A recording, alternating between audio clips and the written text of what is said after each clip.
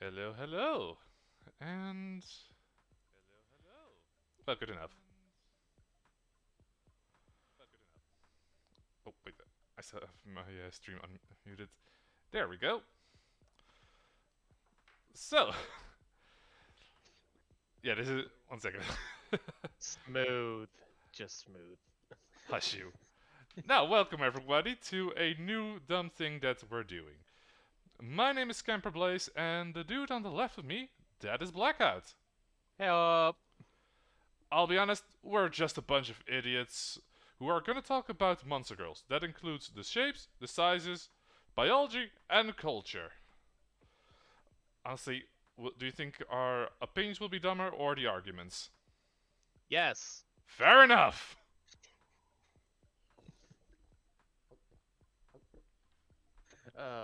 Yeah, and this week we're talking about Lamias, the snake women species. Yes.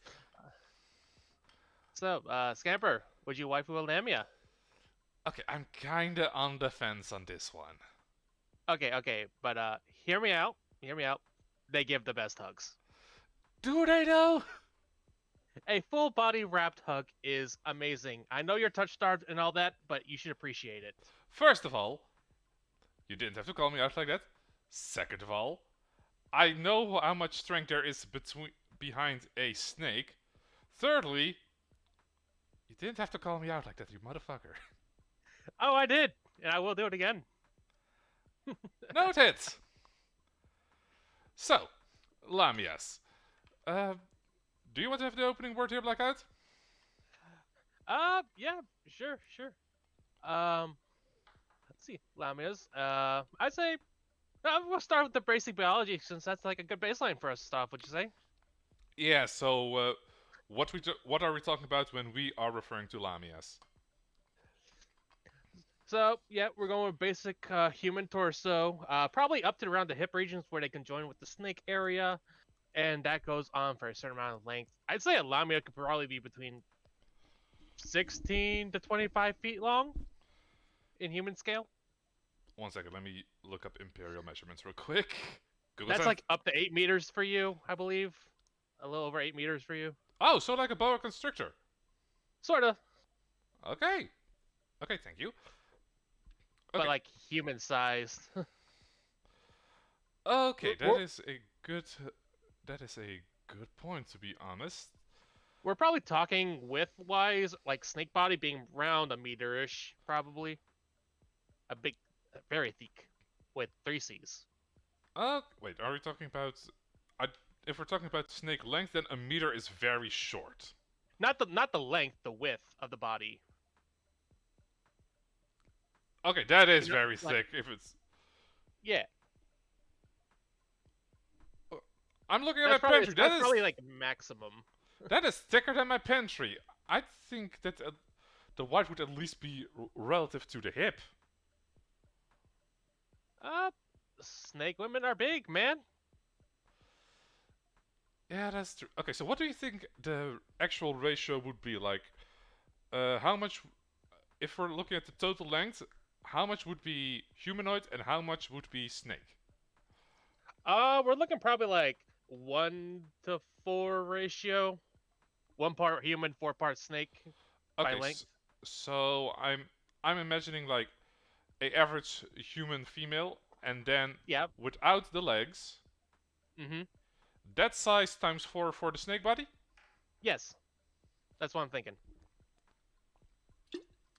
Okay, yeah, I can definitely picture that. Okay, so another thing that we do have to establish: Mm-hmm. how do you actually pronounce it? Because I've been saying Lamia.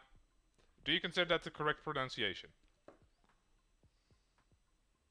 Uh, well, again, language being the absolute bastard it is.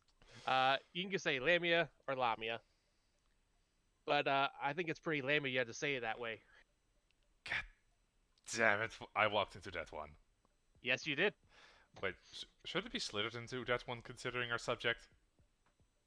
It would be appropriate. But either way, you still came in for me. The door's right there. Okay, if this is an indication of what I'm into, This is gonna either be exhausting or hilarious. Well, you need someone to be hilarious. Touche, touche. Okay, so something I would already like to dispute about what most people would think like when they think of Lamias. Hmm. I don't think they would be able to keep their upper body as upright as most of these pictures show. Like, I think they would actually have to use their arms to help move forward. While moving, hmm, hmm. It, I, it might be all in their muscle strength, being honest, because they probably had to live their whole lives like that. So, Yeah, but considering how. please elaborate more on that. Why you think that? Okay, so are we gonna assume that Lamias evolved from a human common ancestry or more of the reptilian human ancestry? Um, that's another topic we can talk about as well. Let's see. Uh, Either way, it doesn't really seem it's gonna come out great, no matter how I think Okay, about it. so my argument as to why Lamias wouldn't just basically slither around with more crawl around is as follows. Considering Lamias all have a snake lower body, they are guaranteed to be predators, right? Yeah, yeah, yeah. They would be on the predator side of things. This uh, this provides multiple benefits like increased stealth, head is closer to the ground, so less in danger, protects the vital organs, and honestly, even if I assume that the body part that looks humanoid is a lot heavier than just a snake head. Um, well, I could definitely see them moving around like that. I definitely don't think their arms could definitely their arms would not be strong enough to help them move along the ground. So it would all have to be lower body strength moving them. So why couldn't they just be upright if they're just doing like a casual walk instead of like running? The running would be more like a slither, like a fast slither on near the ground, but walking they could definitely be upright, man. Yeah, but to be fair, we kind of debunked a couple things when it came both to mermaids and centaurs last time we talked. So I do actually think, realistically speaking, it would make more sense of them to use their arms to assist in movement. And someone in Ru- chat kind of agrees with me, like human crawling position most of the time, but oh, but wouldn't necessarily need their arms to propel themselves forward. Mm. Yeah, so I just think for longer stretches of distance, they would also include movements using their upper body, since considering they have a lot of junk in the trunk, I don't think they would have the same sense of balance as we have currently. They might have a better sense of balance though. Being honest. I mean, they can't have a stable platform of two legs like us, so they have to find a way to stabilize the upper body. Yeah, but okay. Sense of balance here is kind of subjective because what we consider a sense of balance is right now I'm just standing on one leg and that is totally fine. Yeah, We are developed completely different. well, And of course. and also the center of gravity would also be different on a Lamia, I assume. It would probably be a little bit lower, but not that much of a difference. How much Okay. Uh could you elaborate on why that wouldn't really be much of a difference? Uh, it it really depends on how do I explain this? If you put like a lamia on a table, and you would probably be uh it would probably lean more towards the human half because there's probably more up there than towards the tail end as well. Hmm. You get what I mean here? It's kind of hard without some kind of picture to demonstrate it.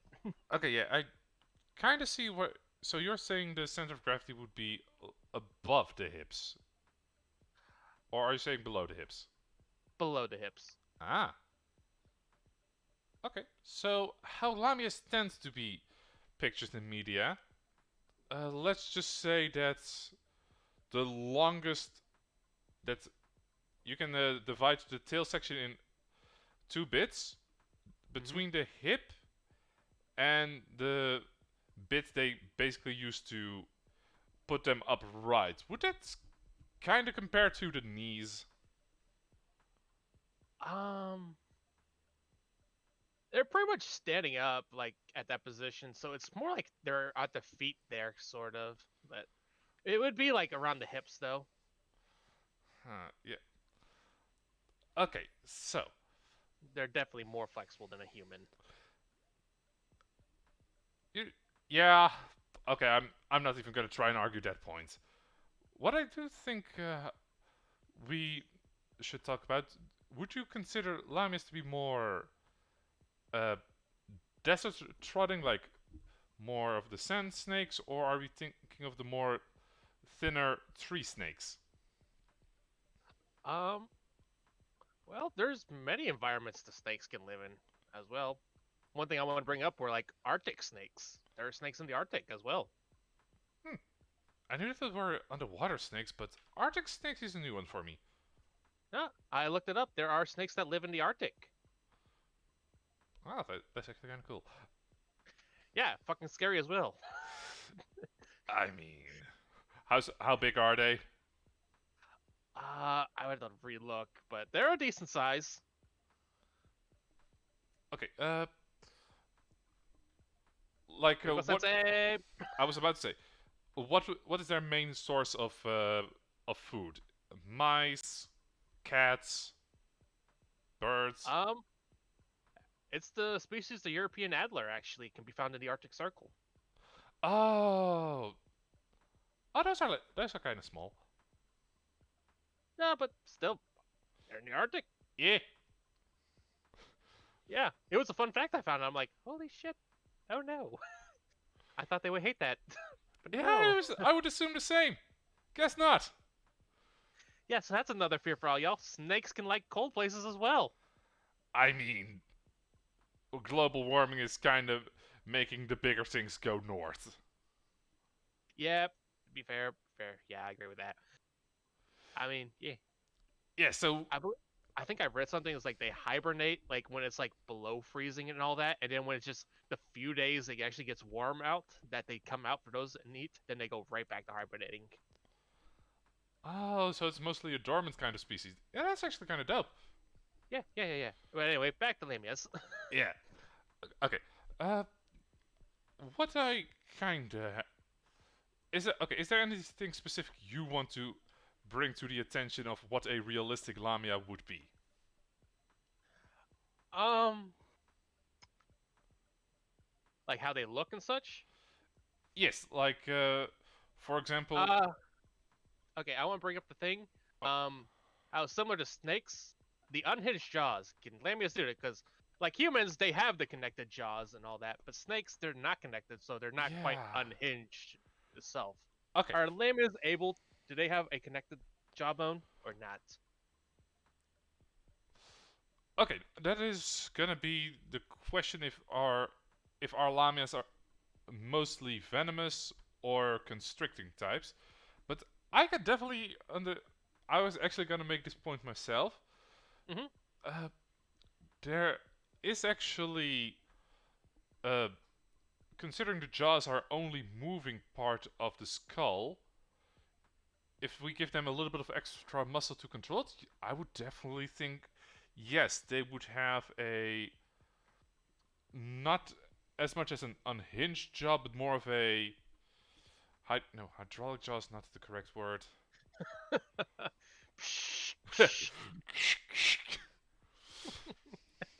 But yeah, so I do think that it would that it would be easier for them to like separate and kind of spread out. But if Mm-hmm. you practice it, it could probably be like how humans can normally can only move certain parts at once by practicing. Mm, mm. All right, all right. Oh, I think it would be. I okay. Point from chat. Uh, they think it would be like a snake's jaw, but wouldn't fully unhinge. Yeah. So yeah. Those so snakes just don't have connected jaws, so they don't unhinge. They just yeah use it their mouth. yeah. So what snakes have? They have like basically two jaw bones, while ours Hmm. is connected. I think ours would be connected, but with like a bunch of muscles to kind of contract it back to the humanoid jawline again. Like they would kind of have to eh, put a little bit of strength in to go wah. Uh, I'd be more on the side where where they're not connected, and it's just all muscle there, man. Oh, so more on the snakish type. Yeah, I think Lamias would be really close to that, Okay, so the according especially if they're the constricting type of Lamia. Yeah. that is definitely true, but there is something that we probably should think about in that case. Hmm? How much would they use tools? Because if they really use their human part, they probably could use blades to actually cut stuff into pieces. And something that we do that snakes don't is chew. Yeah. Well, Lamias would have to chew their food if they do have teeth. So, Yeah, that's why I'm uh, saying that. For me, I think this it would be connected by uh, like sinews. That was the English word for it. that's what you meant. Yeah, sorry. I I don't think they would have that much advanced tools. I think they would have weapons, but not tools. Really? Yeah, I think they could use spears and like shields and such, but I don't think they'd be that dexterous and such. Honestly, I think they kind of would be, especially if we go to the tree climbing ones. Those would probably use smaller weapons like knives and hatchets.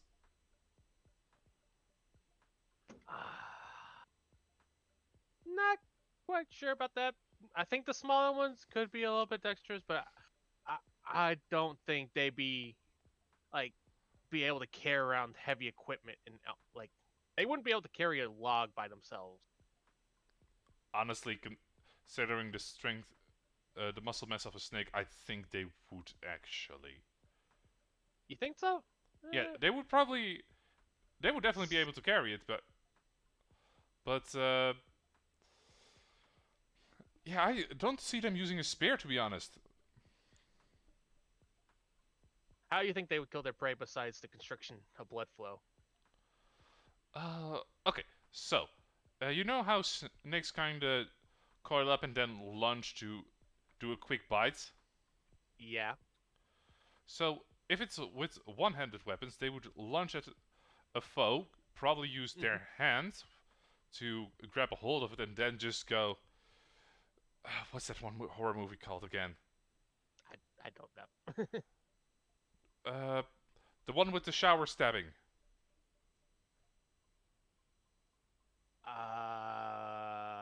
I know which one you're talking about, but I don't remember it myself off the top of my head.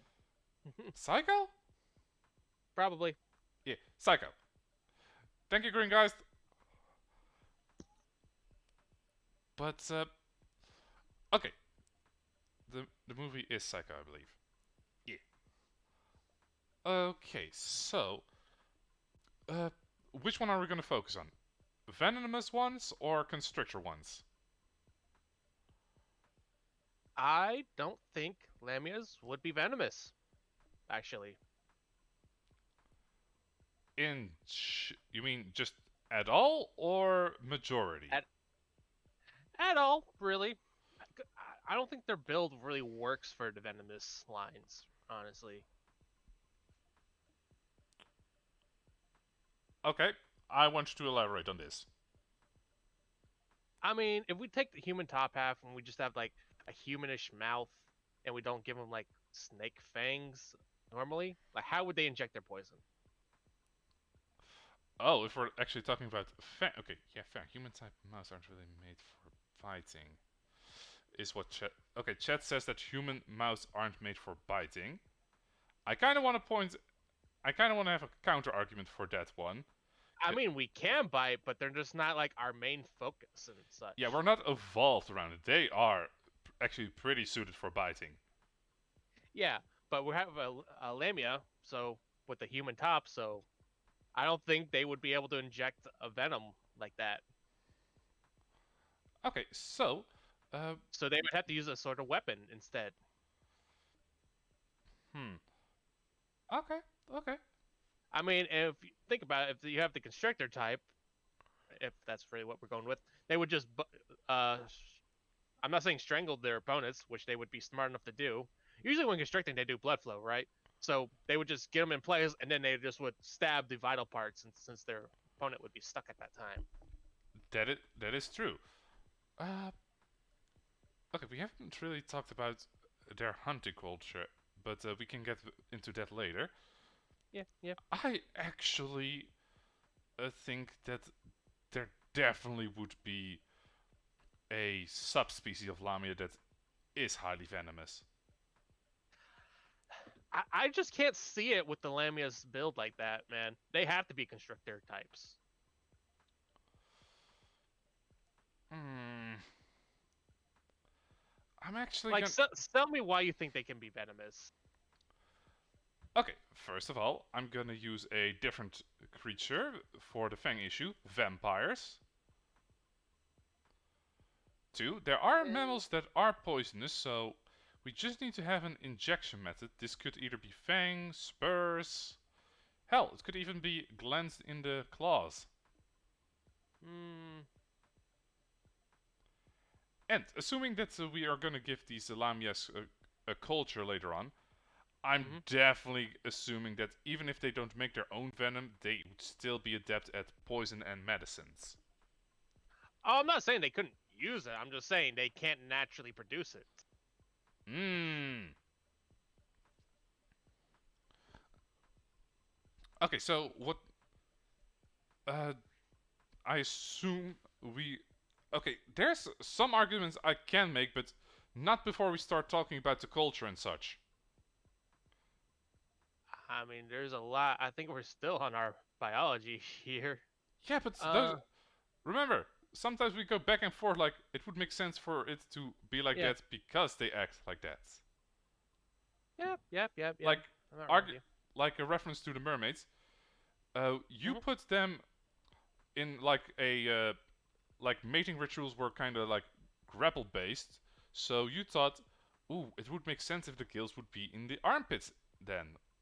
Yeah, yep, yep, yep. Yeah. So Uh, I am gonna. But what I do think is that depending on how cultured we make lamias, I think that if they have venom, it would be more of the paralyzing kind and not the hemoglobin kind. hmm. Let's see. Um, Armpit gills make so much sense. See? he's on my side, Mr. Shoulders. Technically, yeah, I said shoulder blades Yeah, because that kind of made sense with aqua dynamics, but I did agree that armpits did make sense. hmm. Well, let's talk a little bit about the lemon culture, so because we can get back to some biology as well with that. Yes, please. Um, their culture, I Yeah. don't think there are any male lamias. No males at Ah. all females. I am in favor of that actually, and I actually think they're all hermaphrodites actually. Okay, so I was about to say so no double pistols, but they're still there. Uh, Yeah. okay, how human would the top half be? Like human skin or kind of a mix? Like still coloration of the snake, patches of scale. I'd say human skin, and then it starts. When you start getting to hips, you start getting some scales start developing down, and then it just fully forms around there. Okay, would the top half shed according to you? I mean, humans still shed. You never got a bad sunburn, man. Touche, but I think you know what I'm referring to. Yeah, I know what you're referring to. I think they would shed. I think they would shed. Could be like an XCOM thing where like only one of them is male. Oh, so you're Chet is mentioning Hmm. gender differences, like what we spoke about with centaurs. Ah, So, I but see. you're going with they're an all-female race and have to hybridize. That is what you. That is your standpoint, right? Um, I'm thinking they could be have both sets of genitalia and such, but I can also be seen kind of like the clownfish, where a male or female will turn to the opposite gender for the purposes of reproduction. I It, can also see that side. yeah, you know what?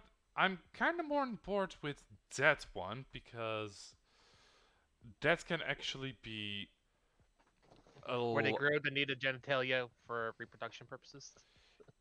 yeah. That way you actually just can spend your biological energy on one side of the reproduction order or the Mm-hmm. other. Mm-hmm. Because I see. if you were a hermaphrodite, you probably would have to have cell division for both sperm cells and egg cells, which lot would be a lot of effort. I mean, just trying to keep the Lamia's body going is probably a lot effort, man. That is so much body to work with. True, but snakes do have a metabolism that allows them to only need like food. Like Honestly, once a week, I think. yeah, and honestly, that food is not even a big part of their body weight. You know what I can see culture-wise? Yeah. The whole village or town of Lamias get together and just have a feasting night where they all eat their fill once a week, and then they don't eat till another feasting night the next week. I can actually Ooh, see that. wait, I do know someone who actually has snakes, so Hmm. we could get them real quick if you want. I'm just saying though, it's just a quick thing. We don't need to get them, but like they only need to eat like maybe once a week, but they have like a feasting night with the rest of the town where everyone just eats. Okay, so you're gonna They spend all day cooking and then all night eating, and then the rest of the week they just do whatever they want. yeah. Honestly, out of I do think llamas would be social creatures if I'm being honest. Oh yeah, yeah. Okay, so let's Hmm. say they have these a feast day. How developed do you think their cuisine would be? Um, let's see. I'm not too knowledgeable of how well snakes can take spicy foods or anything. Being honest with you, I'm not knowledgeable about that. But Considering they're best shot. To be fair, What? considering they're purely carnivores, their taste buds are slightly dulled. Yeah, yeah. It probably wouldn't be the spiciest, but you would see all arrangements of meats there in any shape or form. Hmm. So they would spend like probably one day prepping the food, the next day cooking everything, and then at that night they would eat it. Okay, so what I'm imagining is they would Mhm. definitely enjoy using spices, but okay, one second. I think let's see what chat says. I think like their food would be between basic and slightly advanced, mostly meats in various forms of cooked. Yeah, Okay, yeah. yeah. It'd be So meat based fistful. yeah, I do think they would honestly kind of. Okay, are we gonna focus on desert? Are we gonna focus on a specific habitat of Lamia or just Lamias in general? Let's just do lamias in general. Being Okay, honest, right now. so if they honest, if they honestly go omnivore, I think Hmm. their main source of vitamins and plant proteins would actually come from nuts instead of fruits and vegetables. Yeah, I can see it. I can see it. I don't think they would. I think they can eat fruits and vegetables, but they would rather just not. Yeah, I think that honestly, agricultural they would mostly focus on tree-based foods. They would definitely have ranch over actual farms themselves. Yeah, or trade with other people. But yeah, if they Hmm. grow their own food, I don't think they would have like farms and acres. They would prefer to have orchards. Yeah, And I orchards, yeah, and or they grow spices for their meats and such. I mean true, but one even that they would probably go for the bush kinds. And I Yeah, actually yeah, yeah. and I actually have a good reason why they would prefer orchards over acres. Go ahead. Okay, as a human, we can easily see, oh, I don't have to step there. Oh, careful, I don't step on that. Don't want to crush the little sprouts. I don't think they would be precise enough with their tails to play like Snake and go do do do do do do do do do. Yeah, I can see what you mean. They wouldn't really have no ground bearing foods and such. Yeah. Okay. But but they could definitely like reach up tall into trees though. They could probably Exactly. extend their bodies up. Exactly. So they wouldn't really need ladders and all that too. Indeed. So I honestly I do think that's if if they okay, so I think that's unlike the other things we talked about, Lamias would actually stay in one place. Oh, for sure, they would just be a whole social circle Yeah, and such. they would freaking settle. Oh yeah, definitely. I am on board with that one. Okay. Uh I I am actually in most of my arguments gonna be focusing on Lamias that would live in forests and such, but because I am more of a fan of the desert variety Lamias. yeah, but I have a completely different approach when those two. Uh, Yeah. okay, so small question. If, and Hmm. I'm not saying you have to agree with me, but if they were venomous, okay, chat agrees with you. They prefer the desert. Uh, okay, so But go sorry. ahead. If they were venomous, do you think that forest-dwelling ones would be more venomous or the desert ones? Um, I can see arguments both ways.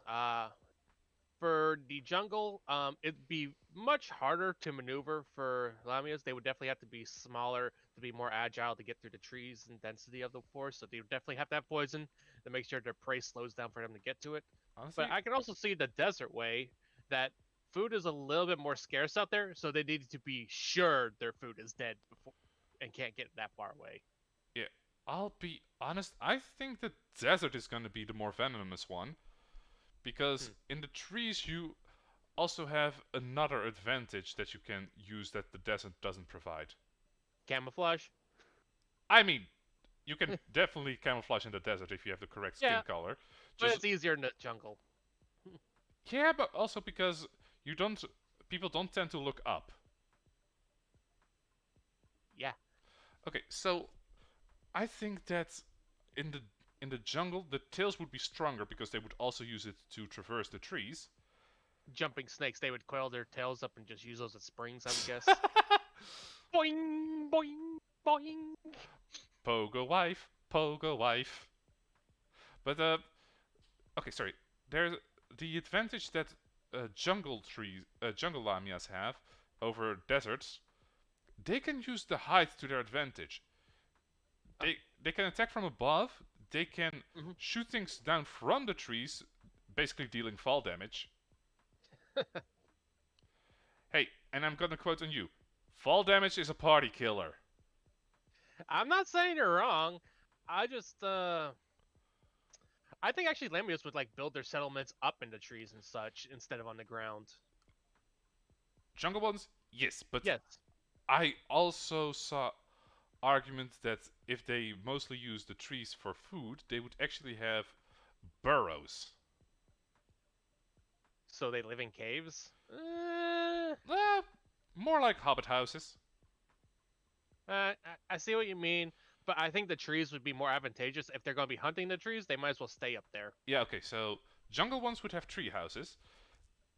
Desert ones. Would they build their houses? Would Mhm. they dig out their houses? I'd say they would build their houses actually. Ah, Very white houses. Nothing bigger than 2 stories, and that's for like very important people or rich. or big families. Yeah, but it has to be very wide houses to accommodate for their frames. Oh, you said wide with a D. Yeah, I thought you said white as in the color. no, wide. I mean, to be fair, white houses would be good to dissipate the desert sun heat. Yes. So I'm thinking very wide houses, and they have the room for it. Yeah. So they definitely have a wide house, and they wouldn't really need to get a second layer. So it would just be very yeah. Because Uh, again, it can't be easy to really maneuver with a long body like that. So they would definitely have to make room for themselves. honestly, if they move like I suggested in the beginning, then they Hmm. kind of can. They probably would crawl over themselves, but if we're making them very civilized, I'm assumed that can be seen as bad manners. No, I think it'd be fine if they slithered over each other because you have a very long body that's like 8 meters, like 23 feet, man. That you're going to slither over somebody one way or another. Be honest with yourself. No one's going to take it as rude. No, no. It's just I wasn't talking about crawling over each other. I'm talking ah, crawling over yourself. Like I gotta be here. Oh crap! Forgot my keys. Where's my phone? no. I still think that's perfectly fine, man. Again, you have a very long body, man. Yeah. So you're going to cross yourself one way or another. Yeah. So I just think that'd be pretty normal for each other. I was thinking like I thought you were talking about others, but still, you have very long bodies. No one's gonna care about Yeah. that. So I think that's As long as you're not in ball form, no one cares. as long as you don't eat your own tail. Sure, say that. Honest. Okay. So with with structure for trees, I don't think they would actually have that wide houses because that is kind of hard to keep. Support for that, yeah. Yeah. They would definitely be more. They would be multi-leveled for sure. Houses. I can actually see Uh, kind of like a mini apartment, but then kind of spiral based. Sort of. They would definitely have to have it. Definitely be multi-room. You probably would have a sort of mix between the tree and the house itself. Being honest. Yeah. Okay. Uh, so if we okay, where do you think they would settle? Both forest variants and desert ones. What do you mean by like settle? Okay. The- What kind of habitat do you think you could find a Lamia town? I definitely think they prefer the warmer areas for sure. So Ah, definitely desert. I'm definitely in the desert favor, but I mean it gets very humid in the forest. yeah. I'm not saying anything wrong with jungle. I can see where you're see it as well, but I'm just more in favor of the desert, man. It's just wide open areas for sure to develop their culture. Okay, I have an argument for both sides as to where they would put their settlements, just so you know what I exactly mean. Mm-hmm. With the forest ones, I think they would find a place that has at least moist soil, good resources, or at least fertile ground, but not adjacent to the river. Like they would be like Mm-hmm. 10 minutes away from it. Yeah. Okay, I see where you mean. I see what you're meaning now. Yeah. Yeah. Desert ones, They they definitely have to have an oasis, man. That is yeah, one thing. and I'm That's just the human part there. It has to be by an oasis. I was gonna say, considering lam desert snakes do have great moisture control, but Mm-hmm. the top half would probably expand a little bit more. Yeah, a little bit. Uh, I definitely gonna say that they would prefer to find a rock bottom first, like a little bit of a mountain or something, or a hill. Sandstone, man.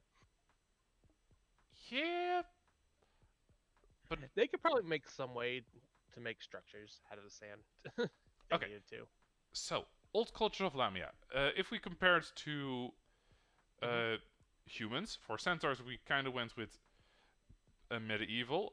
I tried to vouch for samurai because that still makes fucking sense. You can't change my mind on that. Hmm.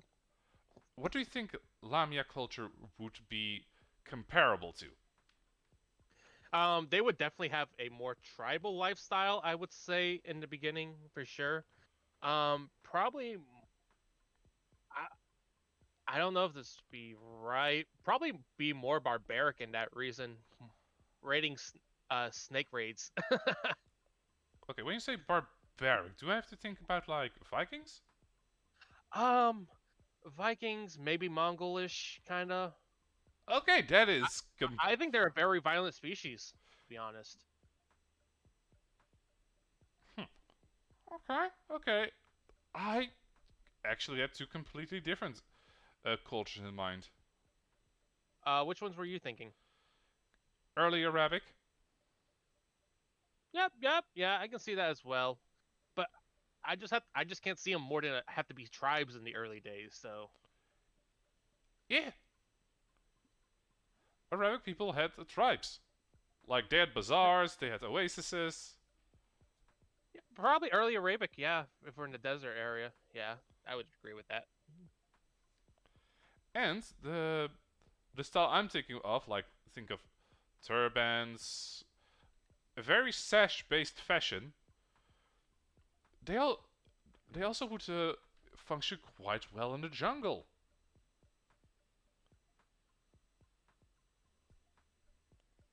Hmm. I don't think the Lamias would really need clothing, being honest. I mean, they don't need, that is true. Es- Especially if they have the temperature, if their entire body is temperature regulating like snakes. I think they'll have to be with such a long body. They would need temperature regulation.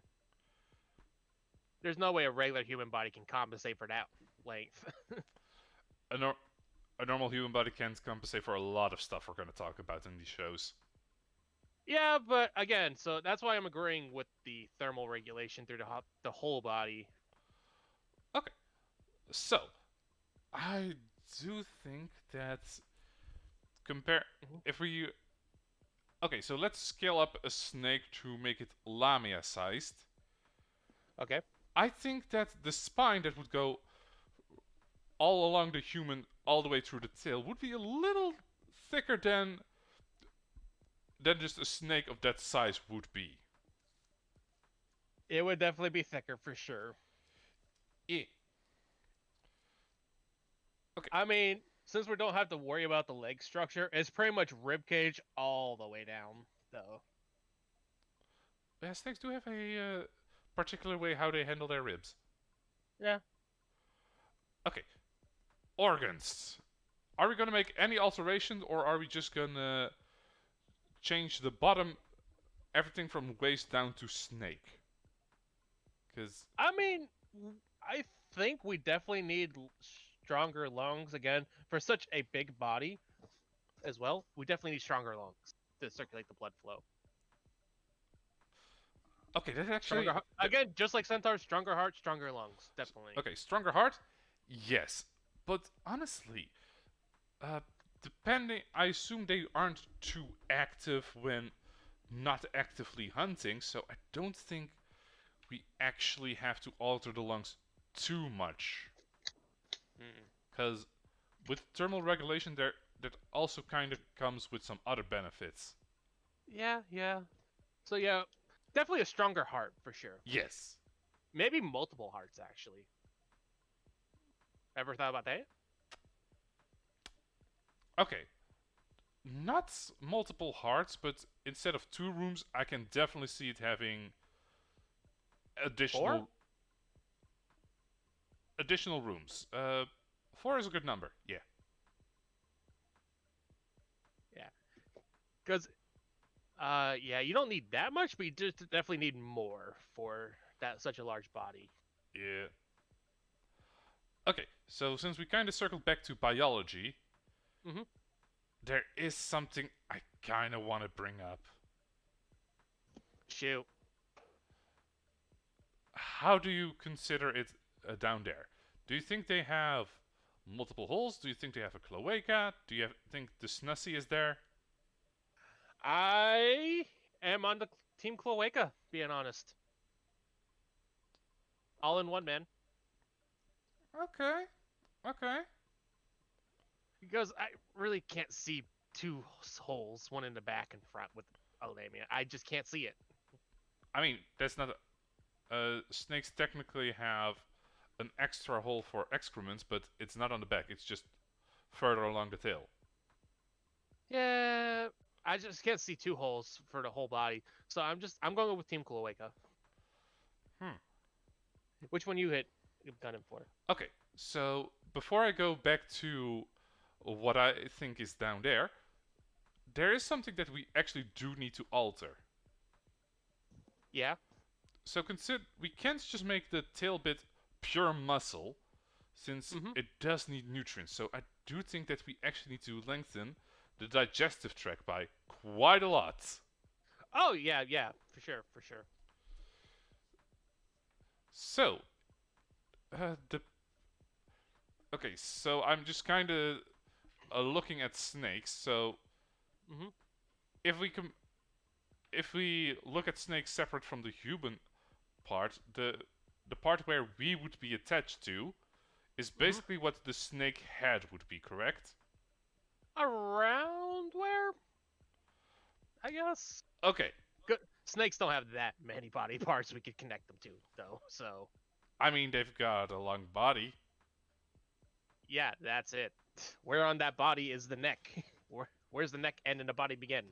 What part is neck? What part is tail? Exactly. Okay, so if we increase the size of the digestive tract, I think that the reproductive organs would be like a hand or two hands below where the human hips end. Uh, And yeah, I can see it. I can see it. okay, so for example, you see the images that are currently popping up. Do you Yeah. in this case where the blue and pink transitions Hmm. about 1 to 2 hands into the blue, Yeah, somewhere around there. I can see it. and with my thought, the digestive tract would go a little bit further to about. We had a 1 to 4 ratio with. Yeah. Okay, so if we look at the 4 ratio, I think it would be around 3, 3.5, where the excrements would be squeezed out. All right. I can see where you're coming from. Because if the intestines are longer, that means there's more time to absorb the nutrients from it. All right. So I'm on Oh. so I'm on team multiple holes. Mm. Mm. All right. All right. Uh, I thought of a point, but I lost it. But we can just move the cloaca all the way more down to more mid range of the snake body itself as well. It doesn't have to be right where the oceans would put it. We'll say.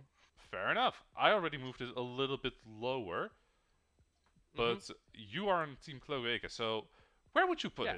it? Team multiple hosts. Really glorious statement to come back to. uh, y- uh, it- probably. Uh, let's see. We got with uh, everything is going to be there on Team Cloaca, so it would definitely be somewhere about mid range of the snake body, not near the end of it for So sure. about 2, 2.5 on the ratio. Round there, yeah. The digestive tract would definitely circle back because their bodies could compensate for that. Okay. And they would definitely need room for the reproduction purposes as well. Okay. Okay. Next bit on the reproduction thing. With what are we gonna go with? egg laying or live birth? Li- Ah, I'll be honest, I'm on team egg. I can see both sides of their argument, so I'm pretty stalemated here. Is the thing. I can see both, and I can see why not both as Okay, well. since you But I think I'll be on live birth though, for purposes of this. okay, then I have okay. What's it? Team egg is a good team to be on, according to chat. Okay, Blackhead, one. Hmm. I do have one question, a couple questions though about the live birth. Yeah. Where would the womb be? Um, they would probably have a larger womb than a normal human, so it would uh I'm talking strictly for about positioning right now. positioning. Yeah, because if we put it, since you wanted to put the cloaca at 2/4, Mm-hmm. how the either the sperm would have to travel a long while for it to reach the ovaries, or once fertilized, the egg would have to either go up a while if it's gonna stay in the human torso. But Well, we can also give them very long genitalia as well if they uh turn male. okay, follow-up question on that. Mm-hmm. Mm-hmm. Um, Single-handed or akimbo? Um, I think for purpose of Lamia, it's single-handed. Ah, no. Very long. Okay, no twin cobra cannons. No, no. All right. I think a very long. That way, it can reach up into the womb room that is located higher up than where the cloaca is. Okay, but uh, so you think the womb is closer to the human part, correct? Yeah, higher up than the cloaca. Yeah, Yeah, that is the only place I am able to imagine because yeah. if it's anywhere on the snake bit, that would just swell up, Mm-hmm. and with the and if the torso, if the human torso just swells, that is at least still manageable by being like being supported by just lifting it with their own arms and then just slithering around. Yeah, A lot yeah, safer. yeah, Does it? yeah. Definitely safer. I mean, we could definitely have it so a pregnant lamia would not be really active in the hunting phases of their or anything like that. They wouldn't be very active. They would be very dormant, quote unquote, in their activities, Yeah, since they need to stay safe with the offspring. yeah, I definitely agree with that. Even when producing an egg, they are not too active most of the time. They would participate in the cooking day before feast day, but that's about it. Okay, which would be spicier when they are pregnant or less spicy? I mean, cravings are fucking cravings, my man. No one can tell. It's dependent person. Yeah, but if things are too spicy, that could actually influence the what's the I forgot the English word for it, but Hmm. the, Embryo? I was gonna say the exit process. Ah, that. Um, I would say during cooking day, they make a special portion for the pregnant lamias that are good for birthing. Okay, More nutrient filled. okay. So since I'm on team egg, Uh huh. I I don't see the purpose of the alluring snitty. But since you are going for live birth, Yeah. they do need milk glands. So I think you would be a you would actually be a supporter of the snitty. I mean, I can see it. I can see it. All right, what size do you think lamias would generally have? Um, not that big since again since they would have to be almost crawling when moving at fast paces. So we're still on the lower side here. Um probably like our centaur C cup biggest. Honestly, I think if they have it, they would actually have slightly bigger, because Hmm. especially the desert ones, because they would also function as a extra way to store fat. Yeah, yeah, yeah, yeah. I can see that. So what are you thinking? D double D? Okay, so I'm gonna say Nothing look. outrageous though, No, because uh, they can still gotta move with them. yeah. I mean, if they crawl, they don't have the problem of back pain. Yeah, I mean, yeah, even for sure. eggs, the snitty does have a purpose. Assuming we're still going off the only female thing, they do still need to attract male. True. If we are going with the female only ones that they need to hybridize, then Uh huh. they probably can use it to attract mostly mammals. That's definitely something we can see for sure. Yeah, That. we are definitely gonna get back on that later on. Hmm. Um. Well, since we talked about attracting the other species, quote unquote, since we did Uh, say only female as well.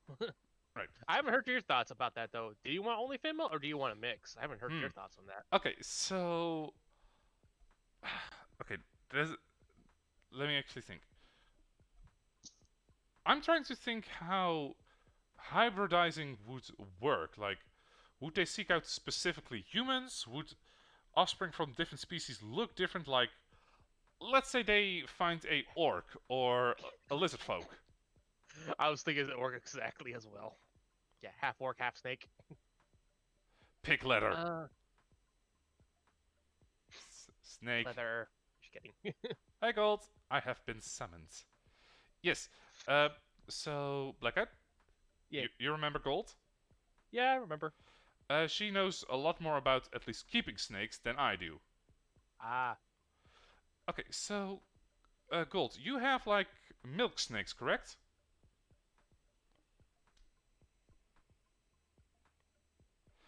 How much? How much do you often feed them?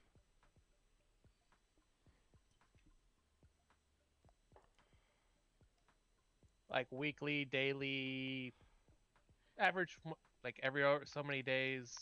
Any of those?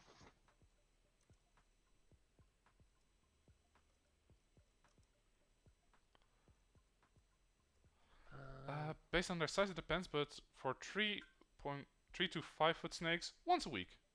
Feasting day. See, we good. Okay, yeah.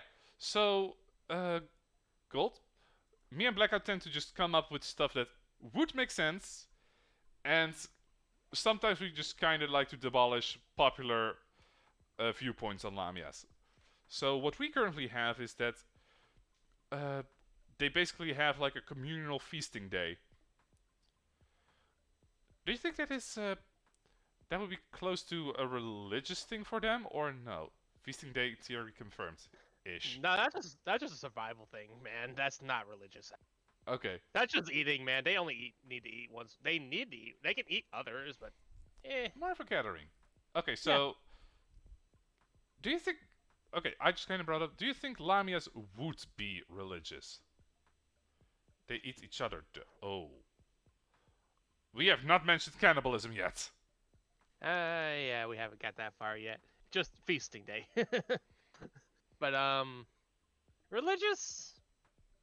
Um, they can be.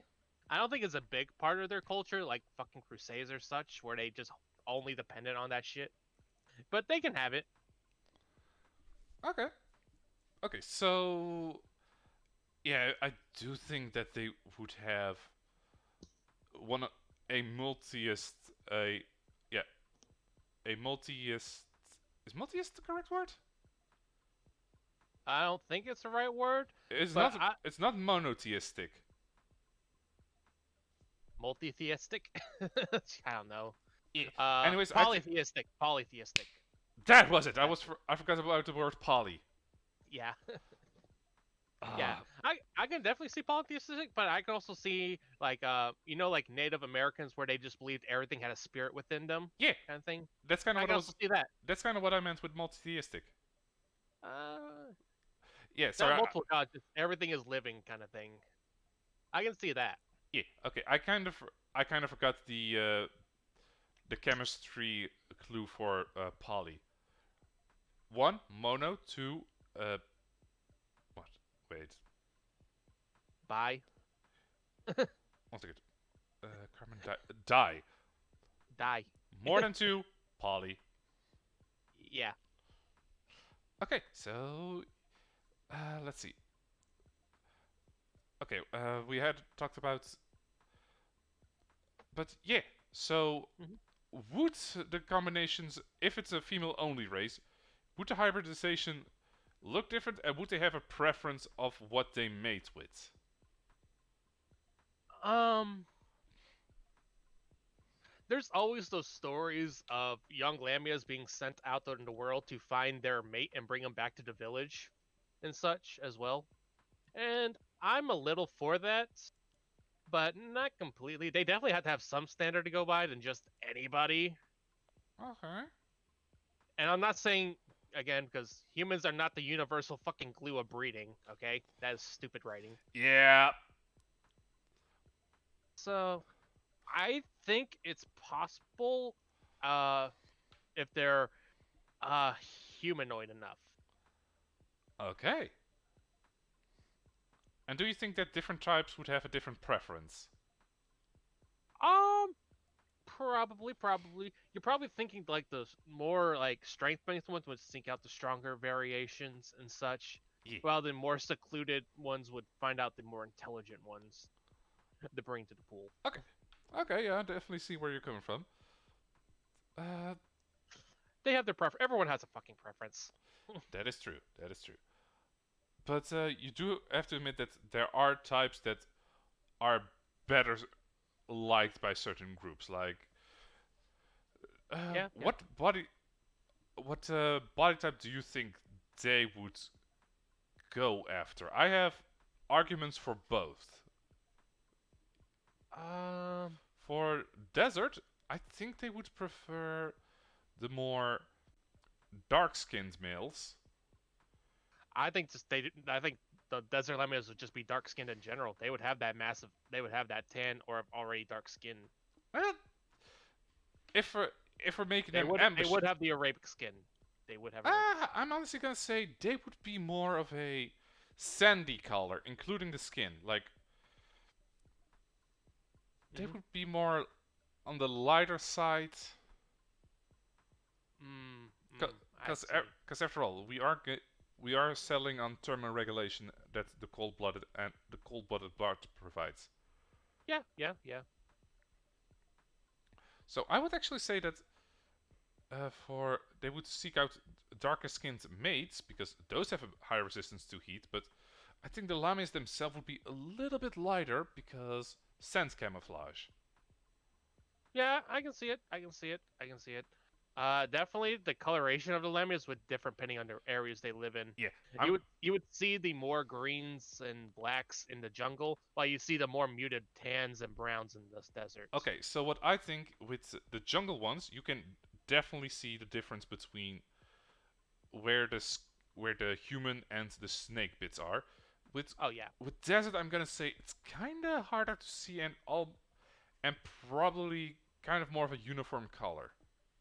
yeah, definitely. I can see where you're coming from, but there is gonna be like definitely a texture difference for fucking sure. Oh yes, I'm just saying that the desert ones would be a lot more subtle, and you kind of have to check. Okay, which part is able to bend like that? That's some testing in the bedroom for sure. Yeah, because I do think that desert lamias would. Wait, I wouldn't buy for a snack. She's into chokeplay. That's a turn off for me. But Cortez, hear us out. Okay, uh, well, again, constrictors don't choke; they just stop blood circulation. and sometimes they kind of squeeze hard enough to kind of crack a rib or two. Yeah, that's it. Though. Okay. Uh, okay, what exactly were we talking about right now? Coloration of the room Ah, right. and where the textures. We got to that. Yeah. Okay, so what I do think for the jungle ones, they would actually look for the more taller, lankier mates. I can see that. I can see that. E. If we're And talking, this is taking your hybridization. I'm still all for the clownfish theory of changing genders oh when yeah, needed. I'm also in for that, but it was brought up, so I thought Hmm. let's indulge. Yeah, yeah, no, I'm just saying we're hearing your part, but I'm still on board with the changing genders. Okay, so if we go with the They Lamia's, don't need no man. They own women and man. they need they need no humans. They're their own independent race. Yeah, yeah. Yeah. Okay. I, Uh, I think they are like social within their own like species, but they're pretty secluded from others. Being honest, okay. actually. Yeah, I can definitely see that. Mostly because that large body is kinda, if you're a predatory creature, Hmm. trusting other people with that much of your body behind you, Yeah. yeah, I wouldn't do that. They would definitely, again, living in treetops, so it's not easily accessible to the ground-based other monsters Y- as well. That's a thing. Being in a desert is very harsh climate as well. Yeah. Uh. Oh, Cortez. Do you think Lamias would be venomous or would not be venomous?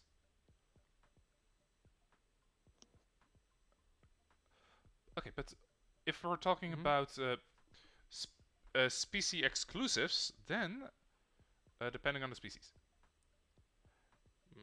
vague but acceptable. Sorry. Uh, Yeah. if we are talking about species exclusive things, then do you think that Lamias would look for, if we're making, are we going for hermaphrodite or mixed gender, or or clownfish with swapping? I am in clownfish theory, man. All right, with if I'm gonna indulge the clownfish theory, do you think they would look for a partner as a, how do I say this, as a female counterpart or as a male counterpart? Um, I think that's down to like a sort of pheromone thing, kind of actually. Yeah, but do you think they change based on what is needed? Do you think they change the based on orientation? Do you, so? So I can actually do a little bit of a culture relation here Oh, because you probably would have like the hunters and gatherers for your foods and stuff, and then you would have like your stay-at-home guard the base, cooking duty kind of ones as well, where the hunter-gatherers would be the more male-ish side, while the ones who stay home are on the female side. So when you're young, you develop into your talents. You can definitely be included into one of those groups, and you would definitely be influenced that way. okay, okay, but Hmm. the question: would they look for a mate as a female side or as a male side? Like, who is Um, more likely to seek out a partner or a gene I mean, pool? there's a lot of factors here because, like, definitely in homosexual relationships, who's top, who's bottom kind of thing comes into play here. I'm so happy that we did not make them snails because that is a whole different. Oh yeah, yeah, yeah. We're not on snail girls yet. Yeah. Uh, yeah, definitely. So I'm basically Hmm, saying which side would be the more reproduce focused, because with probably the centaurs, female side. Probably the female side, of course. pro. Be reproduce Okay, focus. Cortez goes with probably male, because be honest, we thirsty. You know what? Sh- Sure, sure, I mean, whatever. I can see where I can see where Cortez is coming from. Yep, yep. Okay, but I can also see where you're coming from because, but that is kind of the approach we took with centaurs. What's wrong with that? We can still bring stuff over from other monsters because if we have correlations, That is true. there's nothing stopping us. This is our show. Okay, so I'm ki- I'm kind of tiptoeing between both sides. Blackheart, can you give me your opinion as to why the females would be more uh, child needy? I mean, snakes are known for Child needy. of their eggs, so Can I'd be very say protective. Yeah. That is a good reason as well. You're definitely, but live birth definitely. Um, it's a little bit hard because we don't really have no realistic basis for this. I think. I mean, Uh, it depends on the age, because with humans, uh-huh. males kind of want it earlier than females, and females kind of start getting it in their 30s, like the biological clock and all, you know? Yeah, I know, I know. How long? We never talked about how long do you think our lamias are living? Honestly, okay, depending I on chose how. Centaur, so what you got first this time? Okay, if I'm comparing it to the other monster girls, I think they would live a little. Actually, a little bit longer, because reptilians are very long lasting. Mm-hmm. So I'm gonna say they could easily reach 80. Mm, yeah, I can see that. I can see that as well. Keeping up the whole body at old age though would be very hard for them. So, I'd yeah, 80 is like their max for me, man. I can't really see much past that, and that's stretching it. No, Like 70 is a good age though. okay, so with snake biology, the snake part actually doesn't take up too much maintenance. It's the human Mhm. part that is bringing the age down this. Exactly, exactly. That's why I'm saying it's stretching is the human part is lowering it, not the snake part. Oh, Mills, what If it was just the snake, I could see it living longer, but nah, the human is just do fuck remember? humans, man. It's a 1 to 4 ratio. Okay, 1 second. Oh, males would look for females the most because they want as many women as they can. Okay, culturally speaking, do you think they would be one mate for life kind of thing, or do you think it would be more of a communal You can gene pool? Well, if we're thinking using the clownfish logic of turning genders to what's needed, I would think it would be more pre-monogamous relationships because that's a very big commitment right there for you. What If you're is? going to do that for one person, you would be staying for that one person. I mean, I assume that unlike others, this one actually has the divorce culture. Uh, well, you're pretty much living in a small secluded tribe with your mate. They definitely have a divorce culture, but it's not very looked upon. It's pretty much one mate for life kind of thing. I'm thinking. Okay, so what I what I'm actually thinking here is not like one mate for life like like certain birds do. Hmm. I think, because I mentioned divorce culture, I do think they like pick a mate, and as long as they're together. I'm still thinking it's such a big commitment of which role you're going to be taking and developing that it's kind of you're going to be mated with that until one of them either passes on or is murdered or in such way of form. Literal death by snoo snoo. Pretty much. Okay, so there's actually something I am wondering about if we do a partner system for spreading with the clownfishes. Yeah. Could they? So technically, with how clownfishes work, Hmm. and this is gonna go a little bit Sweet Home Alabama. If the mother is dead, the father can actually becomes a female and will mate with one of its children. Yeah. Yeah.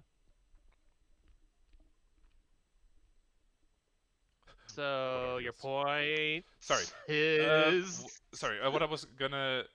That is a thing we probably have to think about. But what if the what if the parents just kind of sometimes swap roles? Like, I was the mother last time. You squeeze him out. I think it's not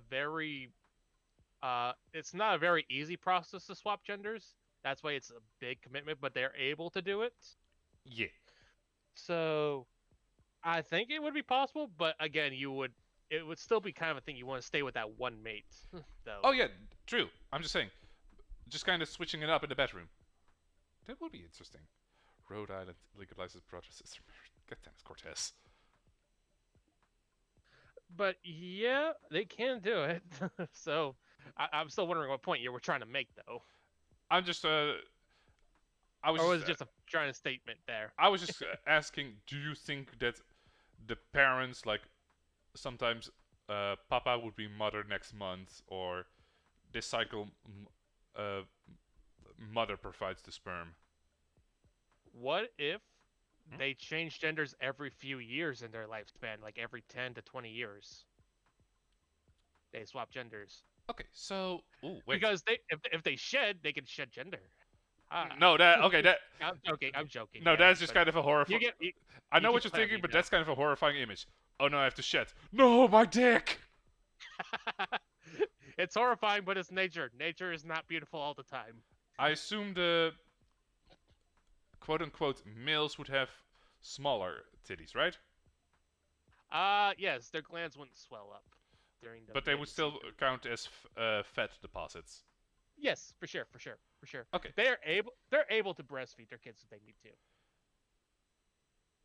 Like it's your day with the kids, you take care of them. Sorry, I'm just letting that image sink in for a sec.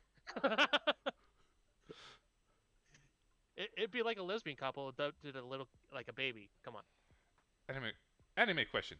With snake rolls, do you think the body type ratio deserves to be accurate? Cause I don't like having big titties. What the fuck did? Why the fuck did you add gold? Uh, okay, so Cortez, we kind of established if it's in the we considering in average, I'm gonna assume Lamias are mostly gonna be in the hot climates. Like you mentioned Yeah, Arctic snakes before, but I'm not imagining Lamias there. they can survive. I'm not saying they live there. They can survive if it ever happens. Yeah. Like a snow day in the desert is fine for them. It snows in the desert. Fight me. Yeah, well, it definitely freezes in the desert, but It can snow. It snowed in fucking Egypt, man. huh? Oh right, that's right, that's true. Cold-blooded Yeah, snake. it can snow. I'm just saying it happens a lot, but it can happen. Yeah, So, I forgot about so that. I'm saying snakes can take the cold more than a regular than you think. That's a lamia can. I know. Sorry, I'm tripping over my words there. I'm just saying a lamia does not mind a cold day. I'm not talking about a cold day, but I don't think they would settle in a what's the word? Majorly cold climate. Like I don't Mhm. see them making a tree house in the Alps. No, no, I'm with you on that. I'm not saying they'll survive. They'll settle down there, but I'm saying they definitely can survive if needed. Yeah. So what I'm saying is they mostly come in warm climates, like Oh, deserts. definitely tropical desert Yeah, for sure. tropical deserts, swamplands. Yep. Yeah, the more humid and hot is their preferred. Yes, that we can agree on. Tundra environment Alaska, they would like it hot sometimes when it's cold. They hibernate. Yeah, we did mention Arctic snakes earlier, Cortez. Yes. Okay. Okay. Oh, here's the thing: hot or cold-blooded, really? Or are we doing like a mix? I'm gonna go with what they assume the Hmm. T-Rex is. And that is for our viewers. That is kind of a. It's kind of a mix. Like Uh-huh. it is. It isn't exclusively the other. Kind of. They kind of can just warm their bodies by natural temperature, but they also have their own internal regulations. Yeah, yeah. I do have to say it has to be a mix. I can't see one being one all the way as Yeah, well. I'm gonna So say major. I do say they would like warmer temperatures side Yeah. more than Oh shit, yeah. anything. Upper half is warm, the lower half cold. They're the type of people who say summer is their favorite month. Oh, definitely. Wait, are you okay? Two questions. One, Hmm. would you say majorly warm-blooded or majorly cold-blooded? Um, If we're kind of putting them on a spectrum. Majority, I'd say cold-blooded. Yeah, I'll be honest. I think they're most for the majority Like, they would base it on the environment. Same. like Cold I'm as me. not saying like majority. It's like a 60-40 split at most. I'm thinking here. Yeah, that sounds about fair. I was about to go. I was gonna go 75-25. I think that's a little too much. It's around 60 issues. Yeah, It's 60 I can. 40. I can. Okay, I'm gonna kind of meet you in the middle. 65. Yep. We're fine there. I'm good. That's good. Okay. Somewhere in the 60s, yeah. It doesn't Yeah. have to be specific, but around there. Okay. Uh, apparently Chet prefers the cold. So do I. Same. Yeah. Winter is my favorite fucking month. Okay. So were, if Lamias were on our planet, do you think they would prefer the northern hemisphere or the southern hemisphere?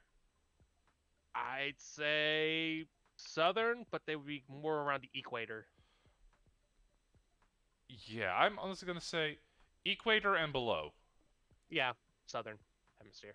Yeah, like Same theme. Okay, we're good on that. yeah, but I'm just saying they would almost not be at the northern.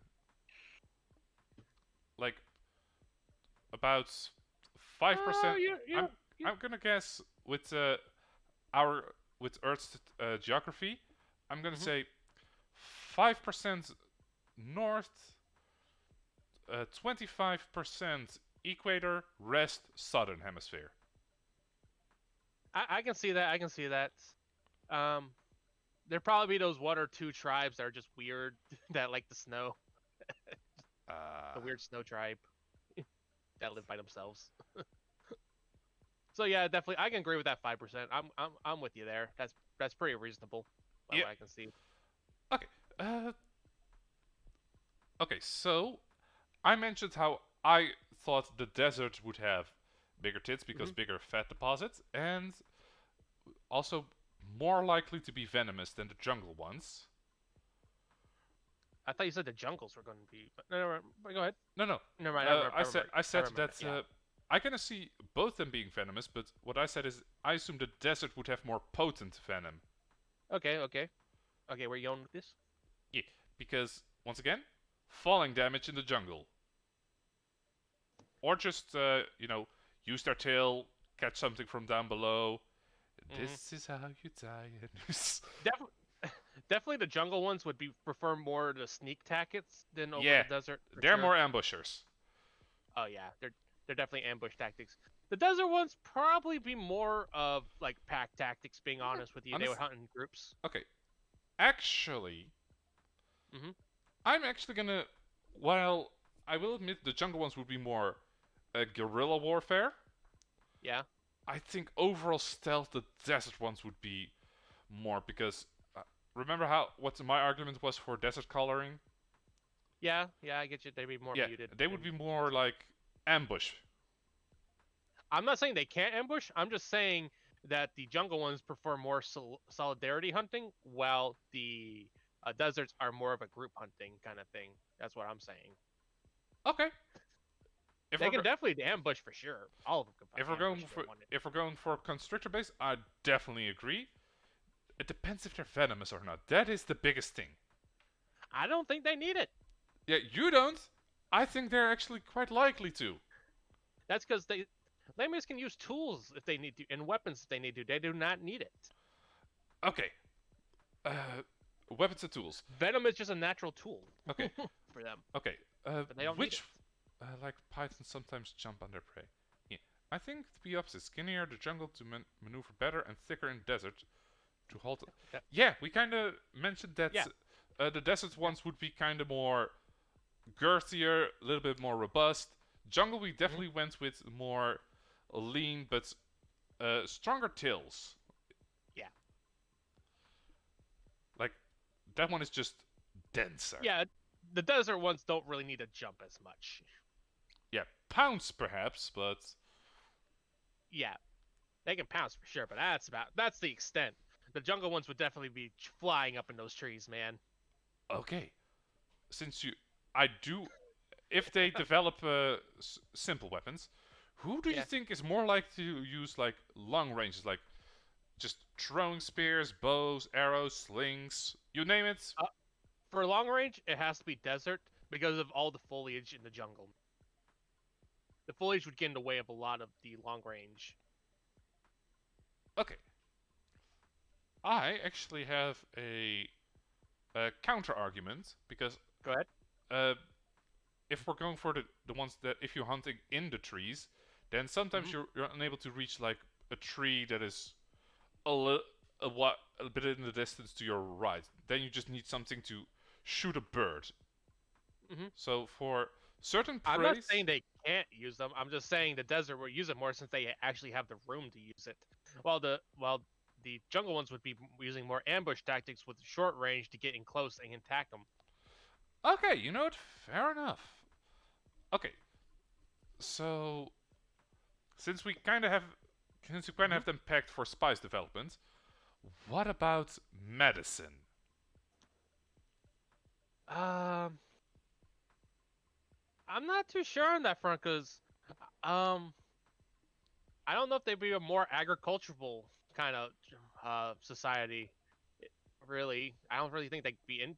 I think they can do it, but uh, it's what argument do you have? I might be able to form something better. Okay, so there, I would say, especially the jungle ones, the scavengers can find roots, fruits, a lot of herbs that actually have properties. So if we're not making them venomous, Hmm. then the jungle ones also would be able to gather poisonous insects. Bee venom is actually a good medicine. Yeah, yeah, So yeah. They can definitely use poison. I just think they don't naturally produce yeah, it. I understand. But what I'm saying is, the jungle ones would definitely be above average when it comes to healthcare.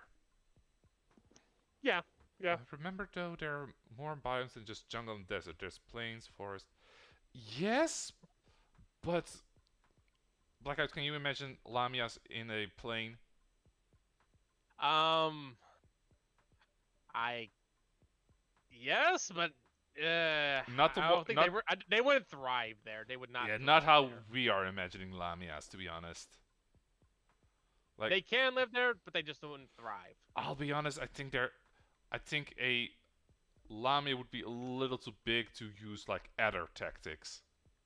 Yeah, they would have to like very tall grass to fucking hide in, man. Them mice or cow. Them snake women be stealing our cows. They have their own cows, man. They start ranches, Yeah. and we've established this. Well, we haven't established that they would have ranges. We just established they could have. And if Oh, they would definitely be the ranching lifestyle. Being honest with you, man, yeah, honestly, yeah. that's just a free source of meat that they don't have to go hunt for, man. Maybe they're sure, but definitely not like in it. Like their prime environments, yeah. Okay, yeah. I don't think they would build a culture in the plains. Like they could have like facilities there, but Hmm. it would probably be close to either the edge of a desert or the edge of a forest slash jungle. Yeah, Yes, yeah. we're just there in the trees. Jungles and forests are pretty much the same thing, really. It's just temperament that's Yeah, different. I've been saying forest and jungle on and off. Yeah. Lots of Uh, trees. That's what I'm going for. right, right. I do have a few points I do want to talk about. Oh, sure. Um, do you think they hibernate? Hmm.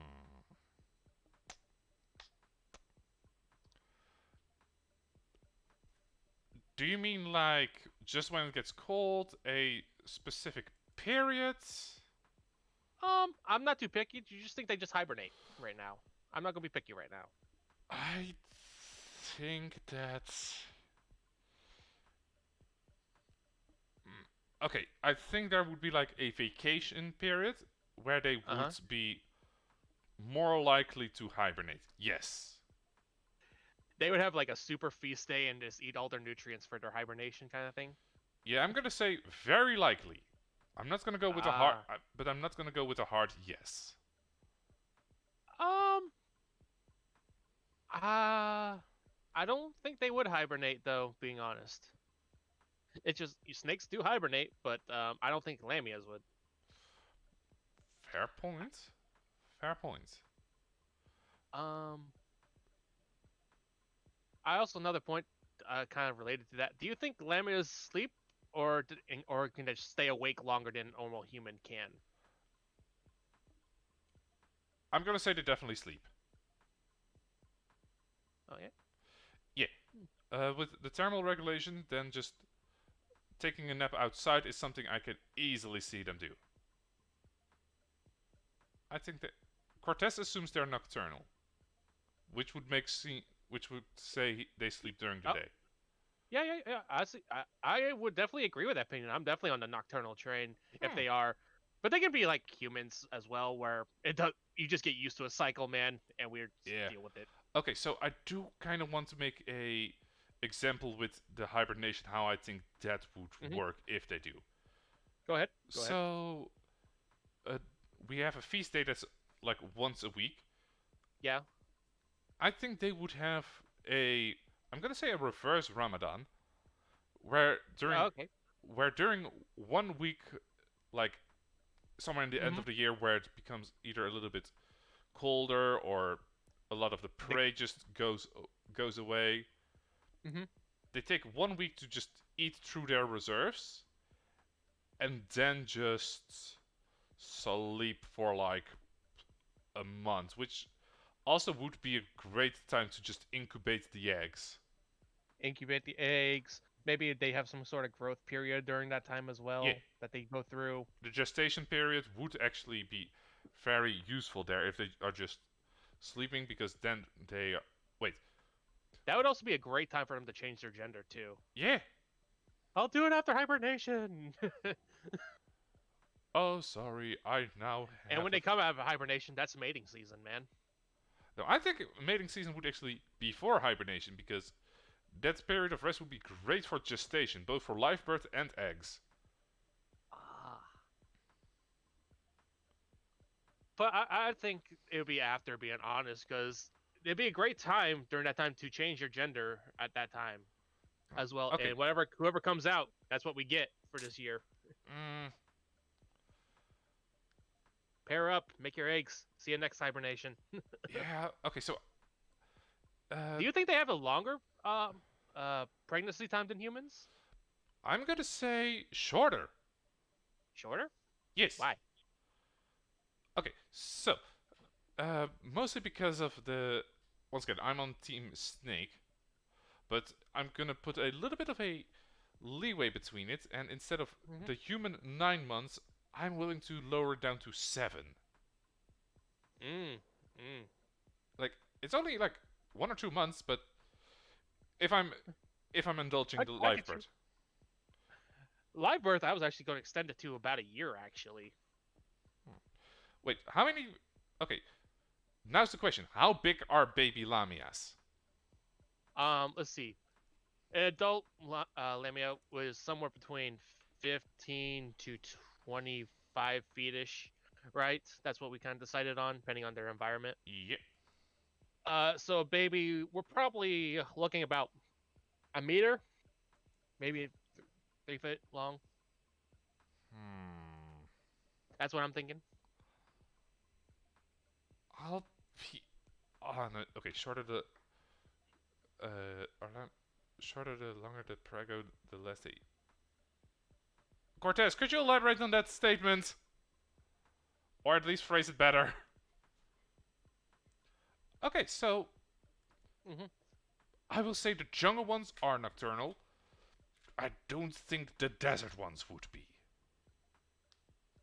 I mean, that the desert's when it's cool out, though, man. That's when everything cools down, and a lot of prey actually comes out at night. Oh, wait, yeah, that's actually a good point. I redact my statement there.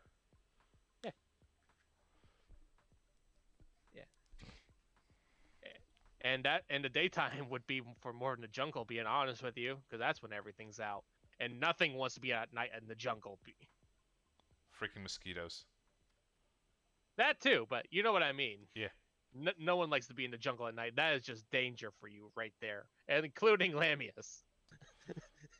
Oh, I thought they were gonna be the danger, but you're Oh, saying. they're part of the danger, but they also can be in danger at night.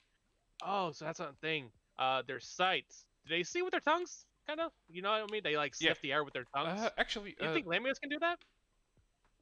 I think they can to an extent, like, but I think that Hmm. I think their pit organs are a lot more developed. Mm. Do you know what those I are? was just gonna say, I was just gonna say there would be more sensitive noses, being honest, instead of the tongues. I think they would have uh, flexible bristles on their tongue to kind of Hmm. taste the air. I mean, for the jungle, Yeah, really everything is out like all the time, just a different array of stuff on Snake Buffet. True. Okay, so I different actually stuff is think they out would. during the day though. But anyway, I think they would actually kind of rely on their pit organs in the jungle. Sorry, in the desert at least. oh yeah, Yeah. what's the pit organ? Just to be sure. The pit organs are basically a couple of sensory organs on the head that. Oh, the infrared organs. Yeah, Yeah, that's basically their heat vision. yeah. So, do you think lamias have that organ actually? Not as much as a normal snake, but yes, I do think they would have it. They can see the heat signatures of such.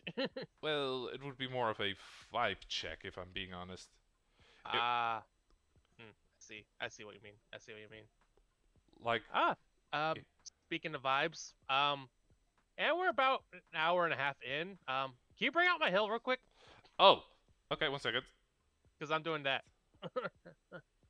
Let me just move the text lower. uh, yeah, yeah. Okay, All right, you ready for this hill I'm about to die on? okay, Black Eyes, what hill do you want to die on today? Lamias are deaf or hearing impaired.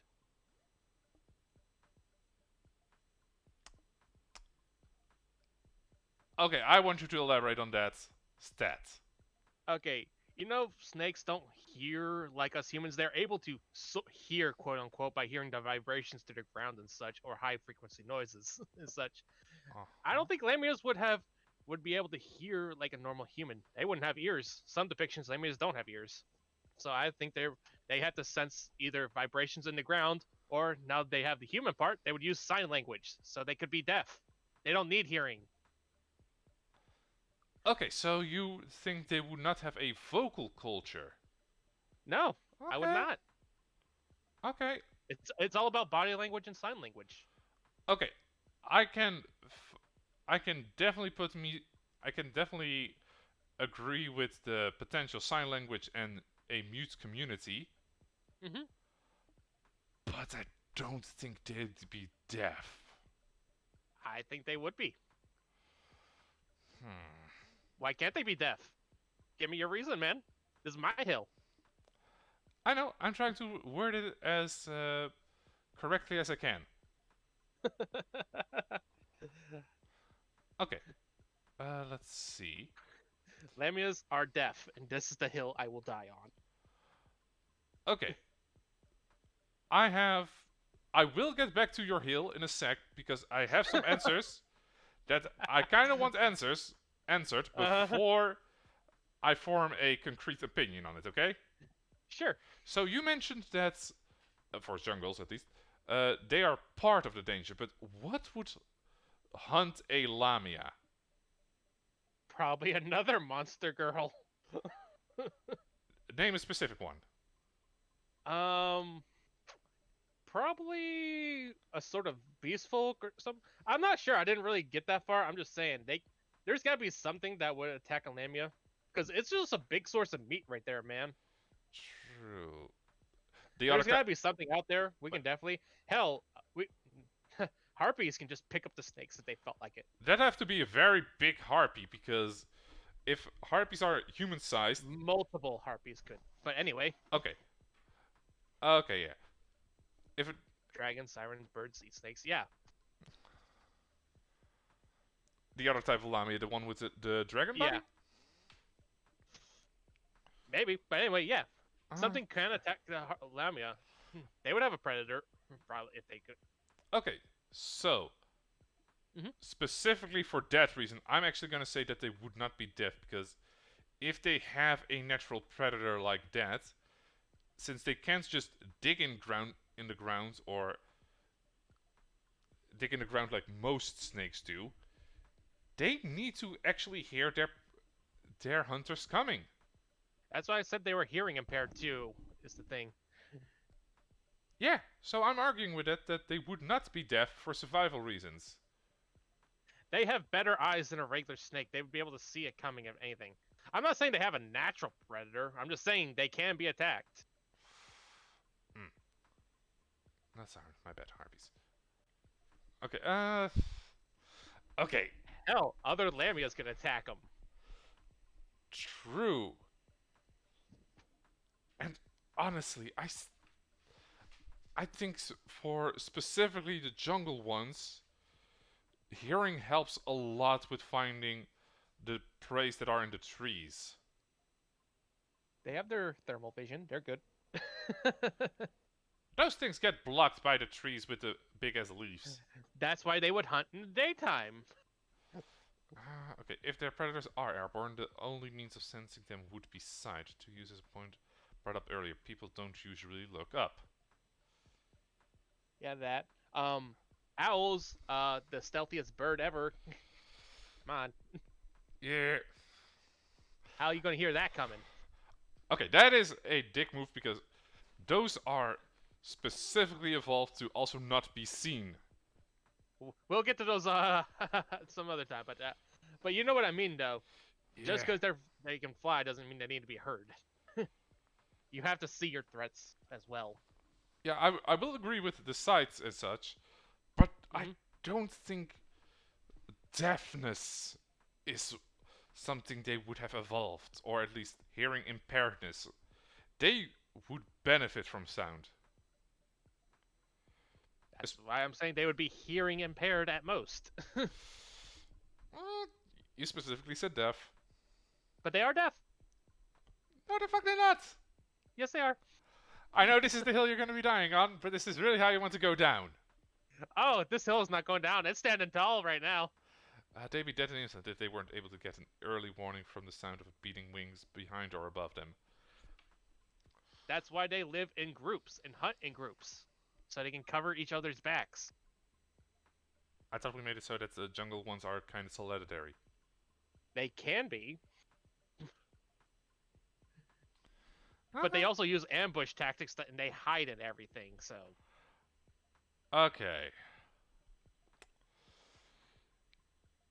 Yeah, I don't think snakes are actually deaf. no, snakes themselves are not actual death. Like I said earlier, they are able to hear some sounds, mainly vibrations, in the air and ground mostly. Well, But technically, they don't hear those vibrations. They pick them up through their. Wait a the minute. deafness comes from my fusion with the human side as well, though. Hmm. They would have advanced eyesight. They would actually have stronger eyesight than a normal human, but they are deaf, like compensation for non-use of senses. I'm gonna honestly say, like I That's why said, they have muted. That also ties in why they would have muted food. They can taste better now, so they actually don't need spices. no, with how. But because of snakes, I think them having spices would actually make sense because. They can use it. I'm not saying they can't, but they don't need it. No, no, what I'm saying is, because they are from a predatory origin, they actually would already have dulled taste buds. That is why them giving spices for their culture would make sense. That's actually a fair point. Group tactics would help with survival, and even lone Lamia in the jungle have the trees to block them from direct sight of predators. Yeah, yeah, yeah. You know what, shall I just ask chat what they think? Would Lamias be... Okay, what phrasing do you want to exactly use? Deaf or hearing impaired? Well, I'm just gonna stick with my guns here. Lamias are deaf. Chat, do you Because agree or do you disagree with Blackout's Hill? just think of the culture they have, a whole non-verbal culture. I do like the aesthetic of that, don't get me wrong. Like, I do like just sign language. They are just naturally, they're just like naturally stealthy. They don't make a lot of noises. But they don't need the toxins. They have this whole sign language culture now. It would work in their hunting groups and all that. Okay, we have one vote for hearing impaired. Ah, my hill is good. Ha ha ha ha. Your hill is getting foundation. Hmm.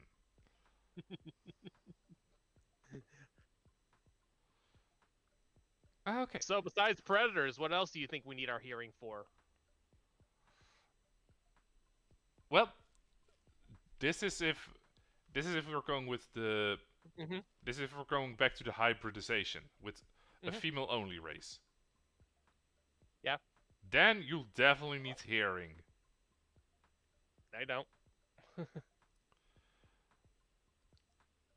On Why the do you need one hearing? on the one side, I was gonna argue, but then I realized, wait, it's a female only race. Hmm. Yeah, they don't need to hear what the dudes are saying. No. Besides, we talk stupid shit like this talk show. So if you want Exactly. to. Hearing would be useful in interactions with. Yeah, okay. Hearing would be useful for reading cues, but let's be honest. If they're trying to seduce males from other species, they probably know what they're doing. Either just wrap them up or snitties. Okay, so here's what I'm thinking with the Lamia language being sign language and communications. Think of it like another language like Spanish or French. If we're in a world of other monsters and monster girls out there, man, Oh, everyone's gonna have their own language. So this would the sign language would be their language. If you want to understand Lamia, learn it. things from Lamias from the jungle communicate by slithering left to right. Hmm. Desert ones just kind of go up and down. Hell, if we have rattlesnake variants, they can definitely use their tails for signs, whatever. Wait, don't they hear the rattling? No, wait. That, that's for other predators, not us. Yeah, yeah, I don't. Yeah, that's right. Now that you mention it, I don't think rattlesnakes. Yeah, rattlesnakes don't hear their own rattling, correct? Not really, if I remember right.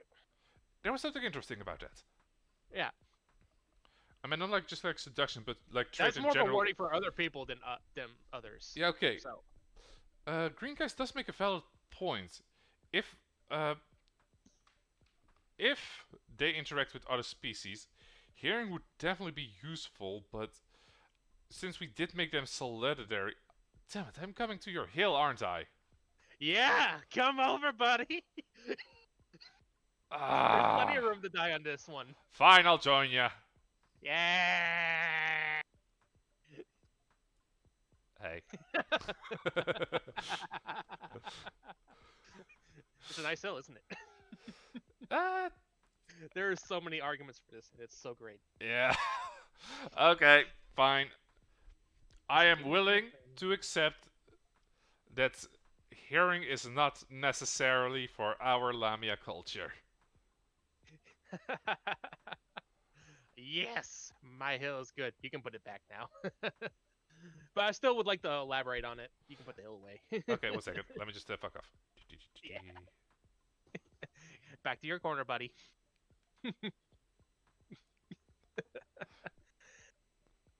Interacting with other species definitely. It's like you just go to another country and you just like they start speaking their language. How you going to communicate with them?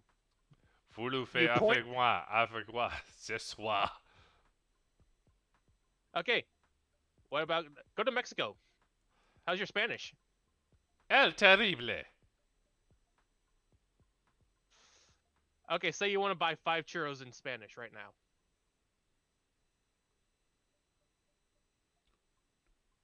Get Google Sensei out of this. I was You honestly, keep Google Sensei out of this. I was honestly not even thinking about Google Translate because that would take too long since I type slow. Yeah. You would like you would if you want to buy something, you would like go to the buyer, point to it, then hold out money and like you would just find a way to just not use the same language to buy something. You To don't be need it to buy stuff. You know what? As an extrovert, I'm also kind of on board with the sign language. Mm-hmm. Sorry, introvert. I am not extroverted at all. Yeah. I'm just saying though, you don't need to speak another species' language to get to communicate with them. Unless we use the D&D terms of the universal everyone knows fucking common. Yeah, but that's mostly because of one specific race, slutfolk. Yeah. Yeah. But yeah, I am down with this sickness. Alright, can I take down the hill, or do you have something Yeah, else to piss me? you can take it down. That was my hill. Alright. 1 second. Bye bye, Blackout Hill. Me gustaría comprar 5 churros. I want to buy 5 churros. Yeah, that's an example. Like, you won't know every language, so. That is true. Okay, let's see. We talked about potential tools, difference between different habitats. Okay, there's actually something we didn't quite talk about with their culture. Yeah. How would they take care of their young? Um, I think being such a secluded tribe and such, Uh-huh. uh, that they would definitely be like everyone's family kind of vibe there. Everyone's a family together. Ah, All the kids grow up together. A bunch of adults take care of all the kids, kind of thing. but it's still one Mhm. partner at a time. Oh yeah, yeah, but it's definitely like communal take caregiving, pretty much. Mm. Okay. Culturally speaking, I don't think that, like, I Hmm. assume that I can understand that it's a big pile of noodles at, like, big classrooms, like age groups get bent together, people with the same interests get put together, but I Yeah. don't think they would just take care of someone else their children. And to be No, fair, they would mainly focus on their own children, but it's communal, so everyone gets to know each other, kind of thing. yeah, but the only thing that would be communal was the feast day. Remember? So so when I I'm not saying why does that have to be the only communal thing? Why can't it just be together? They have they're pretty much a secluded society that we put them in. So why can't they just have this community together, kind of thing? The feast day is just one of their big things. okay, uh, other question: do you think they, Hmm. even in secluded communions like the Amish, Yeah. uh, they feel the need to wear clothes?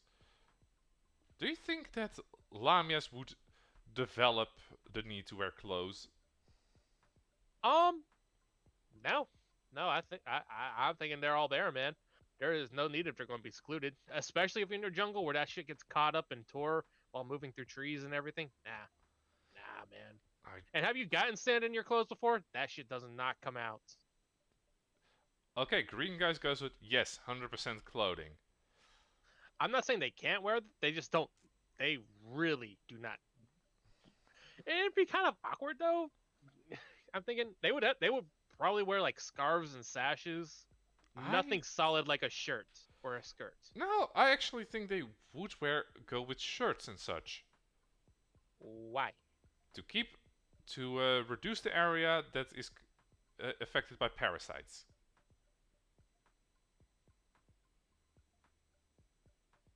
This is to protect their less protected top half. Mm, mm, Okay, I'm not on board with the armor bit. For me, it's mostly healthcare against parasites. Ah. And to be fair, with Lamias, I don't think they would particularly mind scent in their clothing. No, they wouldn't mind. They wouldn't mind, really. So I think that But I think they really would barely wear anything though. no, okay, desert ones would definitely wear clothing against the cold. They bundle up in their little nooks with blankets. Honest- You know what? I'm That's actually gonna say that yes, they would wear clothes, both against parasites and against the cold. Also, pockets. Everyone enjoys pockets. That is not a fair statement. It's an accurate statement. Mm, I really think they don't think they need them. Really. If we're being honest, a lot of humans don't need it, Yeah. but we still do. Pockets is an excellent argument. Thank you, Green Geist. It's a basic argument. It does not help anybody. But I'm not saying they don't, but they really don't need to. Uh, okay, I do disagree with you on this one though. I think their skin is much harder than their human skin is much not thicker, but it's definitely harder than regular human skin for sure. Tougher is the word you're looking for. Yeah, that definitely tougher, Alright. especially if they need to crawl around and all that. That skin definitely needs to be tougher. Yeah, around good points. Okay, so how much difference is there between the human top and the snake bottom, according to you? Like you mentioned, you specifically mentioned texture and a hmm human top. So Um, difference is the snake bottom is definitely harder with a bunch of scales and such down there, definitely for the protection. yeah, Uh, the human skin is tough, but it is still relatively softer than compared to the snake side yeah, it's a of lot their more body. subtle. Yeah, it's not as stretchy as ours too. It's much more tougher. Okay, uh, did we establish if the top half is human skin or scale? More closer to human, apparently. Like Yeah. there are probably patches that are more snake-ish. Wait, blackout. hmm So if we're going with the clownfish theory, and there are male lamias, technically speaking, Yeah. do you think they would grow body hair, like on the arms, the back? No, they don't. They won't need it. Okay, what about just hair in general? Do you think they would grow that? Um, I think. That's this is a little bit of a hard one. They don't need body hair, but I think they would have regular hair. Okay. You know what? Yeah, since we are kind of giving them human bodies, I do think that they would actually grow some hair on those parts of the body. And biologically speaking, I think the front would be pretty much bare, hmm but the backs would have some growth, like kind of primates. Uh, I was just gonna put scales up and down the back, my man. That matches True. their snakes. Yeah. What I'm actually sorry. Let me be a little bit more uh, exact with what I meant. hmm What I'm imagining is basically just kind of along the spine, like you kind of know how horses, zebras, and giraffes kind of have that specific bit of fur in the middle. Yeah, Like a little bit of short hair is what I'm imagining along the spine. I think along the spines there's just a set of Thanks. scales, my man. Mm, It doubles as protection for the back as well too, because it'd be at the same density of their snakes' scales. true.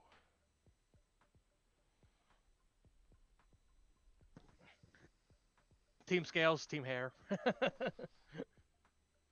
I Yeah. think I'm with scales because that way you can definitely have it like come up and then they get the snails can definitely envelop around the neck and lower like jaw as well, kind of aesthetic as well. Ah, You definitely have a connection point there if it's up along their back. that is true. And again, protection in case something wants to hit them from behind. Okay, in that case, since we are making them more reptilian, I do think they would more often than not have short hair on their head. Yeah, yeah, I'm fine with short hair, bob cuts, pixie cuts, all that. Every now and then you get the long-haired one just for style, but Eh. So I would probably have longer hair than a lamia in general.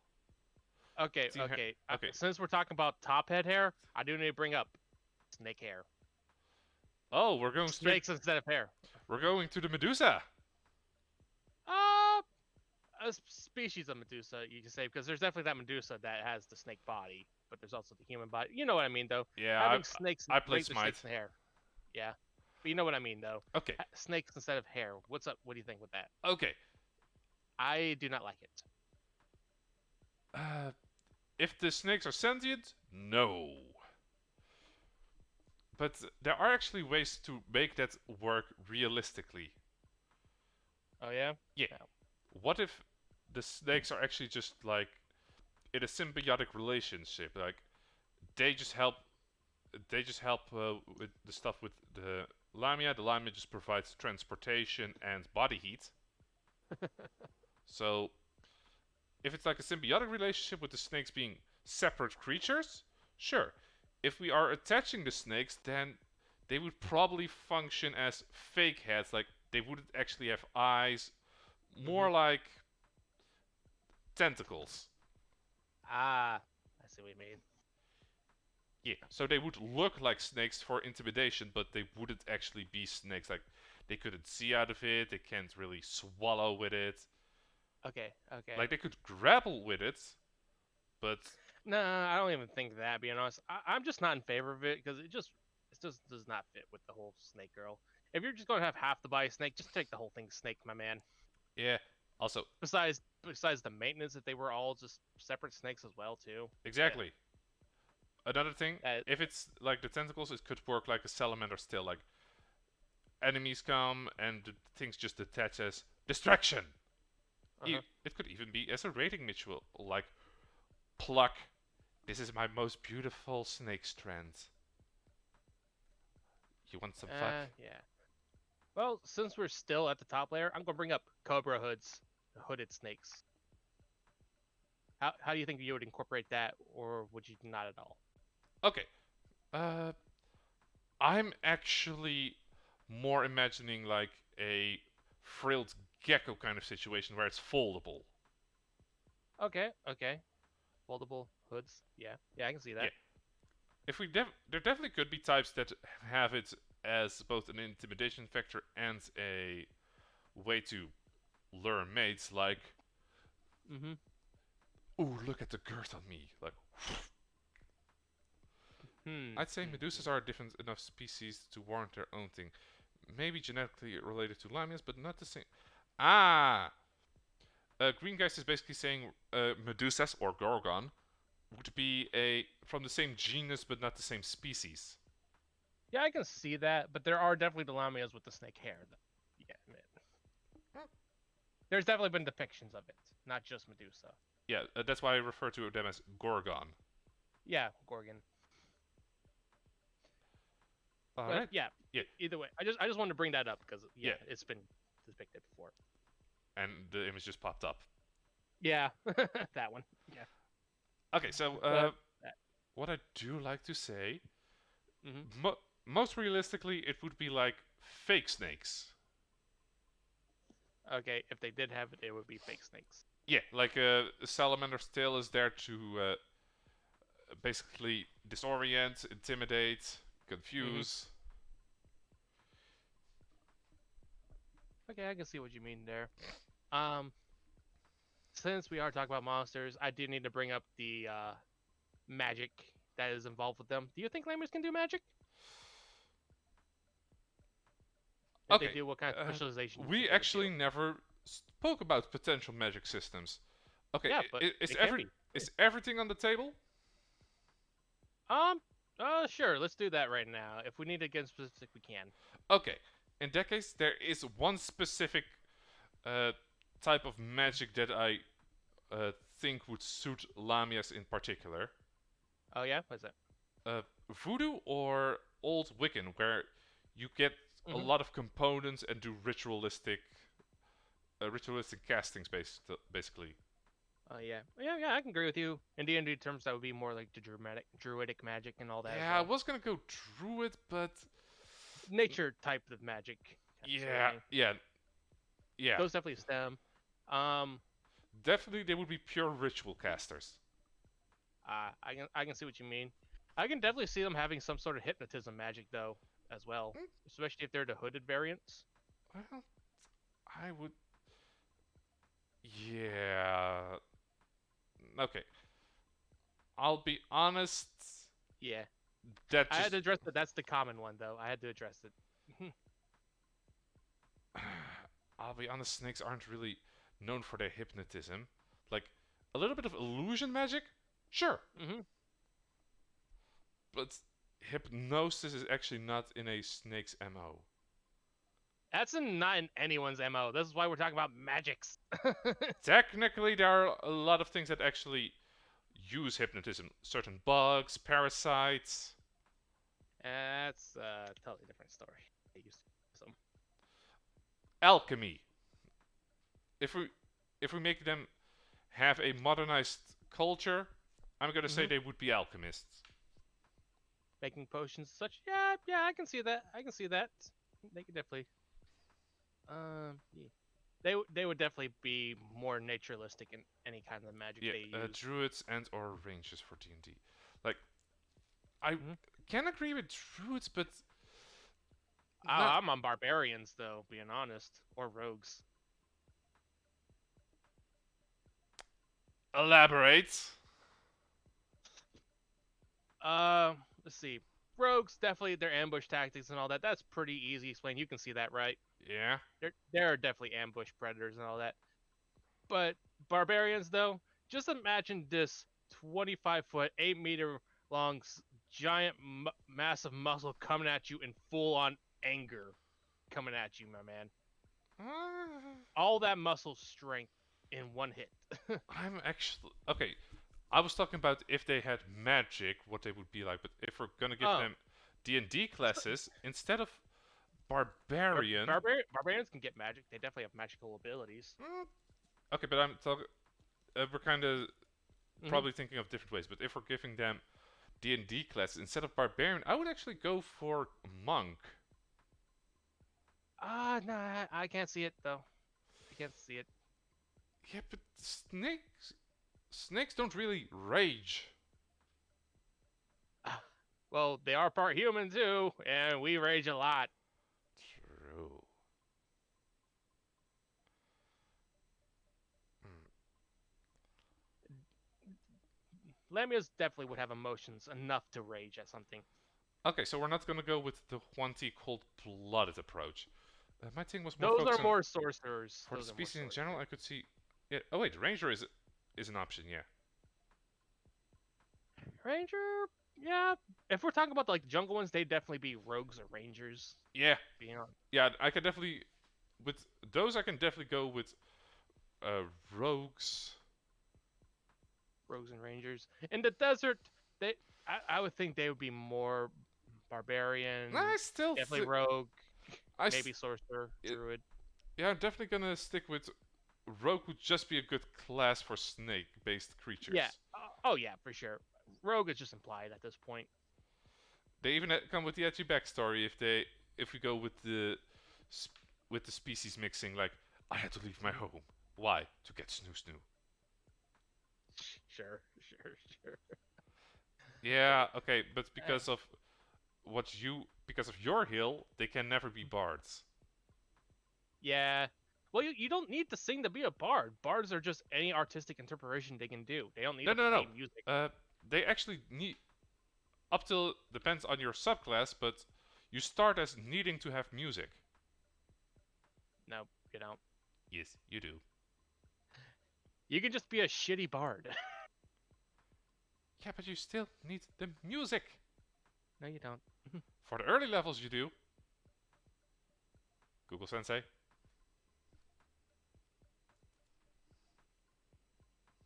Painter, yeah. Name me a bard painter. Painters and all that. Interpretive dance. Fight me. I will allow rattlesnakes to be bards. Interpretive dance lamias. There's your bard for you. One second. Okay, so I just went to Google Sensei.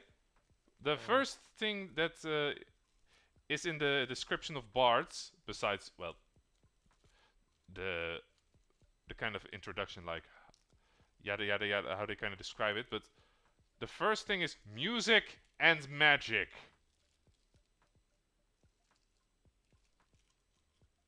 They get spellcasting and bardic inspiration at their first level. Are we looking?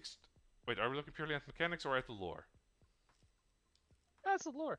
But there are plenty of others. Bards are just performance based classes, really. As long as it's an artistic inspiration, any DM will let any bard go. And interpretive dance, it works as well. Can you just imagine, like in the middle of battle, you just start doing an interpretive dance? Ah, Wait, ah. wait. He's shimmying where he should be. Where he should be boogieing. Oh crap! He's casting fireball. Imagine so. Okay, I'm just gonna. And if they are deaf, they'd be the first ever bards who could actually shut the fuck up. Okay, to close the tangent, just check the official rules. Their spells are based on music and their wishes, but I feel like most people broaden it to be any form of art performance. Yeah. Okay, so as written, it's with music, but DMs can allow other forms of art. Just because you like to take it raw doesn't mean everybody else does. Okay. I'm not gonna. I'll say that to any. I'm just saying that to anyone who brings up raw. Like I said, if the DMs. Okay, let's get off of this. Let's I'm just saying, if the DMs are okay with it, then I'm not gonna argue any further. I'm just saying. And anyway, anything else you'd like to talk about our Lamias? Okay, let's see. We talked about. We just talked. Okay, we talked about biology. We talked about culture. We talked about. Okay, so do you want to go in depth about how they would pick a target? Because I spoke about what they would do with hybridization, but I never really got to put in what they would look for with the clownfish theory. I will ask: are we going to give them a mating ritual or not? Because I don't think they need one. They don't need one, I believe.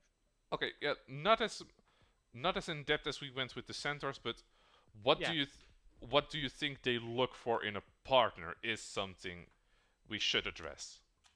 Why childbearing hips? Just kidding. In case of live birth. Yeah.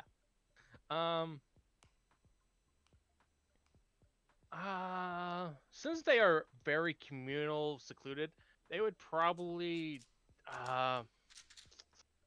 It's kind of hard to pinpoint since if we're going to use the clownfish theory because they can just be both genders at that point.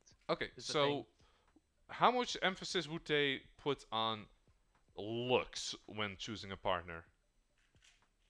Well, considering 90% of them probably going to be like the same color, probably not much, being honest with you. I don't think they'll care about looks.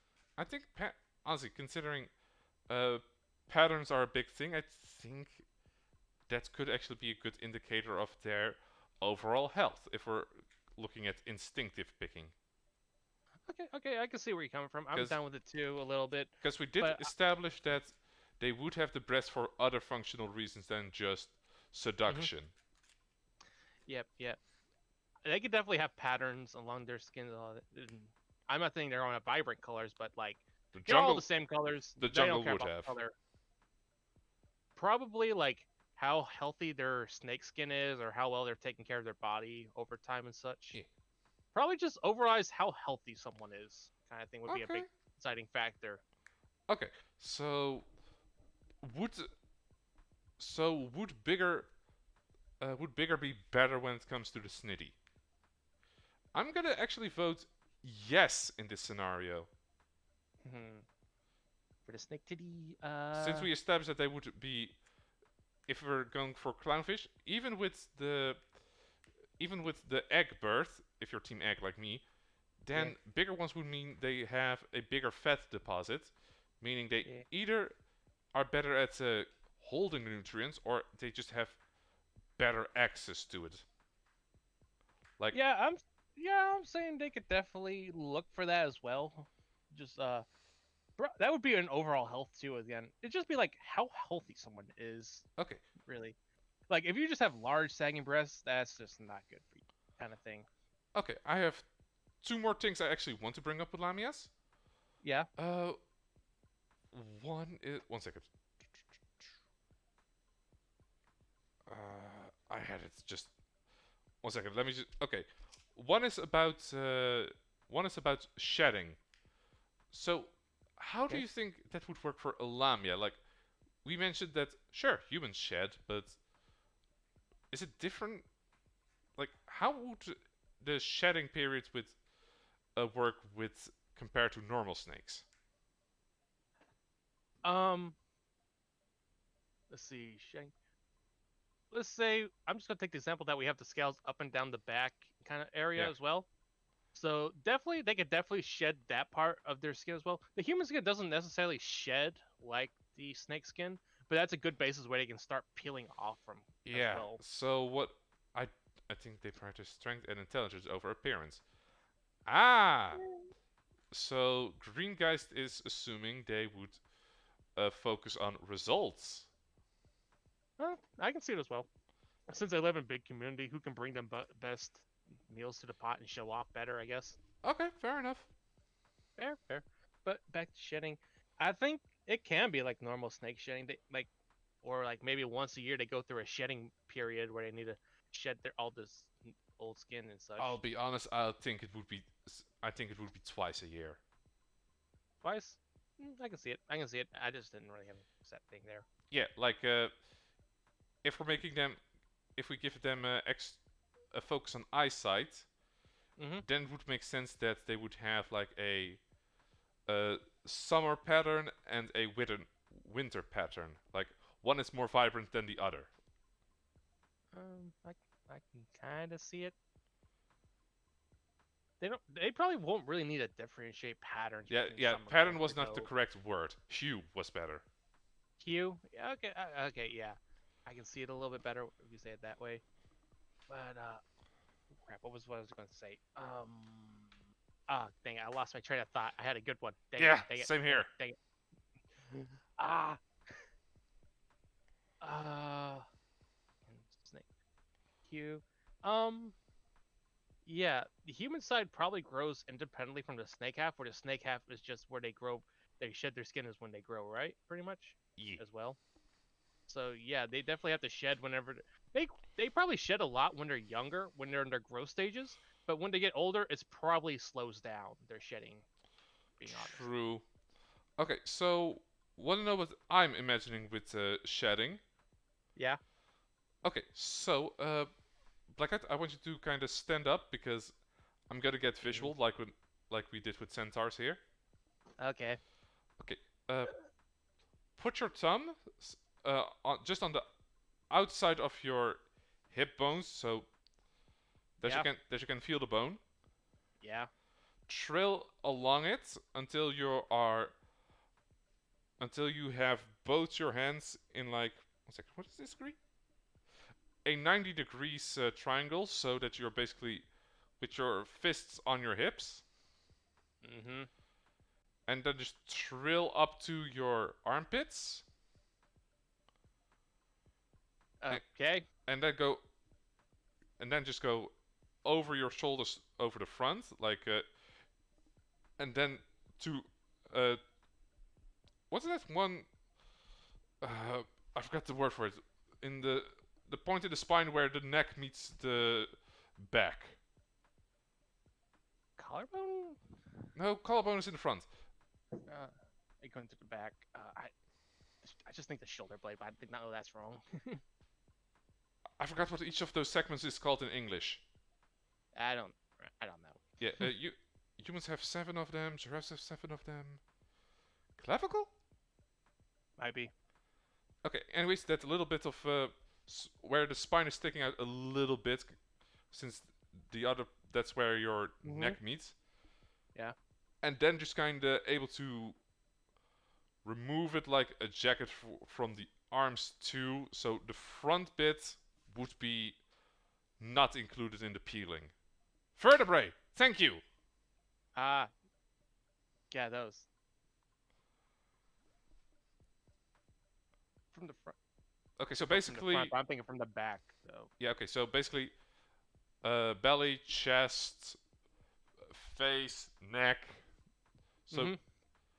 basically, Belly, chest, face, neck, and arms. I think. Okay, parts of the arm at least. So I'm basically saying the naked parts of a Hmm. chimpanzee, for example. Yeah, yeah, okay. Okay, so the furry parts would be the things that they would be easier to peel. Oh yeah. Yes, so that that's where I see the line between really humanoid skin and snaky skin. That's what I'm imagining at least. Like, Okay.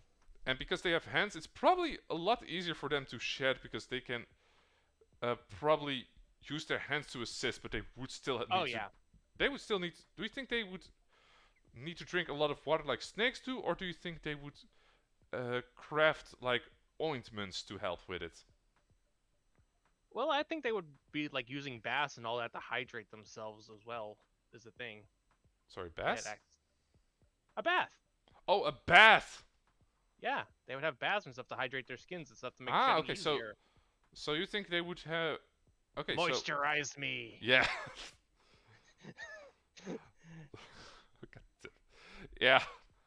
I honestly think they would use products like uh, mushed up roots or something or bee wax. Oh, they definitely have great fucking healthcare, man. They do take care of their bodies as Yeah. well. Is the thing. I think if we advance their civilization to somewhere around modern age, they would definitely be like beauty influencers and such for definitely sure how well they take care of their skin. Mm, I wouldn't go that far. How much they take care of their skin, like they would know a lot about the and such. Is the thing. Yeah, they could definitely get rid of. They have great skincare, my man. Great skincare. I wouldn't really say skincare as in beauty, but they would have healthy skin. Like they would be good with treating like minor scratches, cuts, things that get stuck between the scales. Yeah, yeah. It can be beauty too. It can be beauty too. Yeah. So I forgot the second thing that I wanted to bring up. Mm-hmm. Uh, one second. Try our new skincare product. Lamia tested and approved. I mean, if it works on Lamia's skin, it'll work on your skin for Okay, that is since we debatable. since we established since we established that they have much tougher skin. Yeah, but remember, sometimes different stuff works on different materials. So, You know what I mean, though. yeah.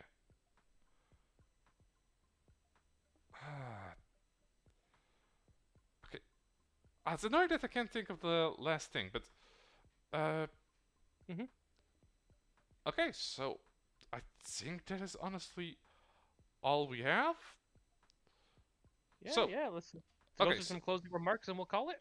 okay. So, Blackout, I asked you this before, but I think it's kind of fun to ask on stream. Mm-hmm.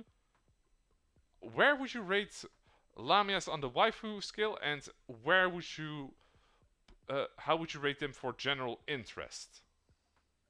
General interest. Again, I'm keeping them about a 6 or 7, right around that range. 6.5, good standard rating. Eh.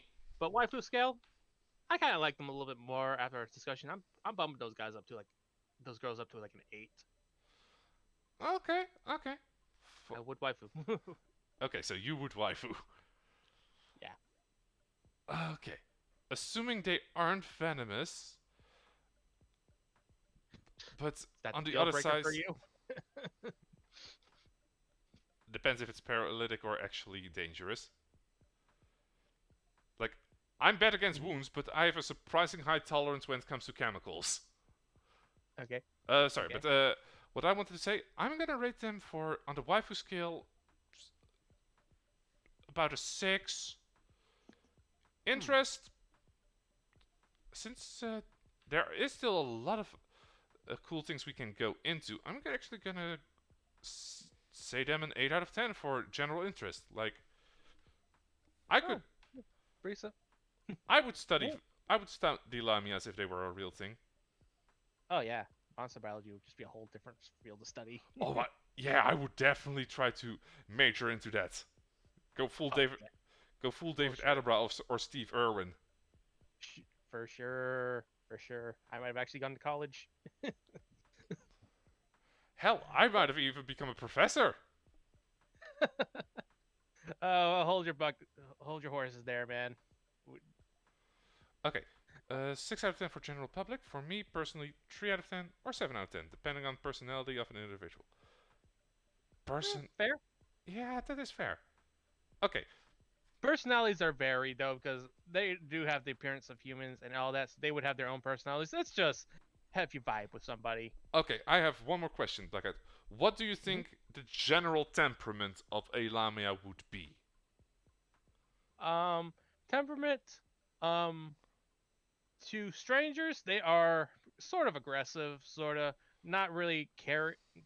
As long as you don't mess with them, they won't mess with you. But if you get a little bit too close, they are definitely aggressive. They do not like being near other species. Okay. But within their own communities, they are soft-hearted to everyone in their community.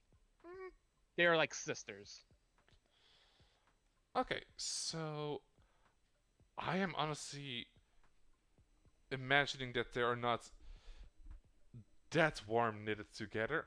I'm thinking like, sure, they enjoy the company, they enjoy the community, but I do think that it's kind of like just like an apartment complex. Like you know Sure. everyone, hmm you might like some, you might not like some you might just ignore. No, no, I still think they gotta have that sort of sisterhood kind of bond together, man. Just being if they're in their own secluded groups, especially. Well, Uh, okay, so any closing remarks you got over there, man? I'll be I'll be honest. hmm Consider since I don't trust their muscle control, I'm just gonna disagree with your with your opening quote. Oh, they would have impeccable muscle control, man. Mm. Okay, I so mean, being unconscious though, that's totally different story. Okay, you cannot do anything. Blame them if they're in their sleep. okay, fair enough. But if they're okay, so venomous ones do have better muscle controls. hmm Constrictor ones tend to just use most of their strength. Man, they give excellent hug. They don't. If they don't, my ranking immediately drops to fair enough. Well, uh, Full body hug. all right. I think. Wait, should we mention who we're gonna plan on talking about next week? Oh yeah, for sure. You definitely gotta do that. Oh yeah. In that case, That's part of the outro. But any closing remarks about Lamias though? nope. No. I said my piece. You? Yeah, no, I'm pretty good. I think we've done a pretty good job here discussing our waifu of the week here. It was a good first episode. Yeah, yeah, yeah, yeah. All right. Well, close us out, man. All right. So thanks for everyone who's still in chat. Next week we're gonna talk about harpies. Yes, the feather brains. So thanks for joining us for Wuchu Waifu. It has been fun. Thanks for dropping in. Thanks for popping by. Let's see who we can raid. Any suggestions, Black Hat, for that one? Nah, all you, man. All right. Please stay tuned, cause it is fun to raid with folks. hmm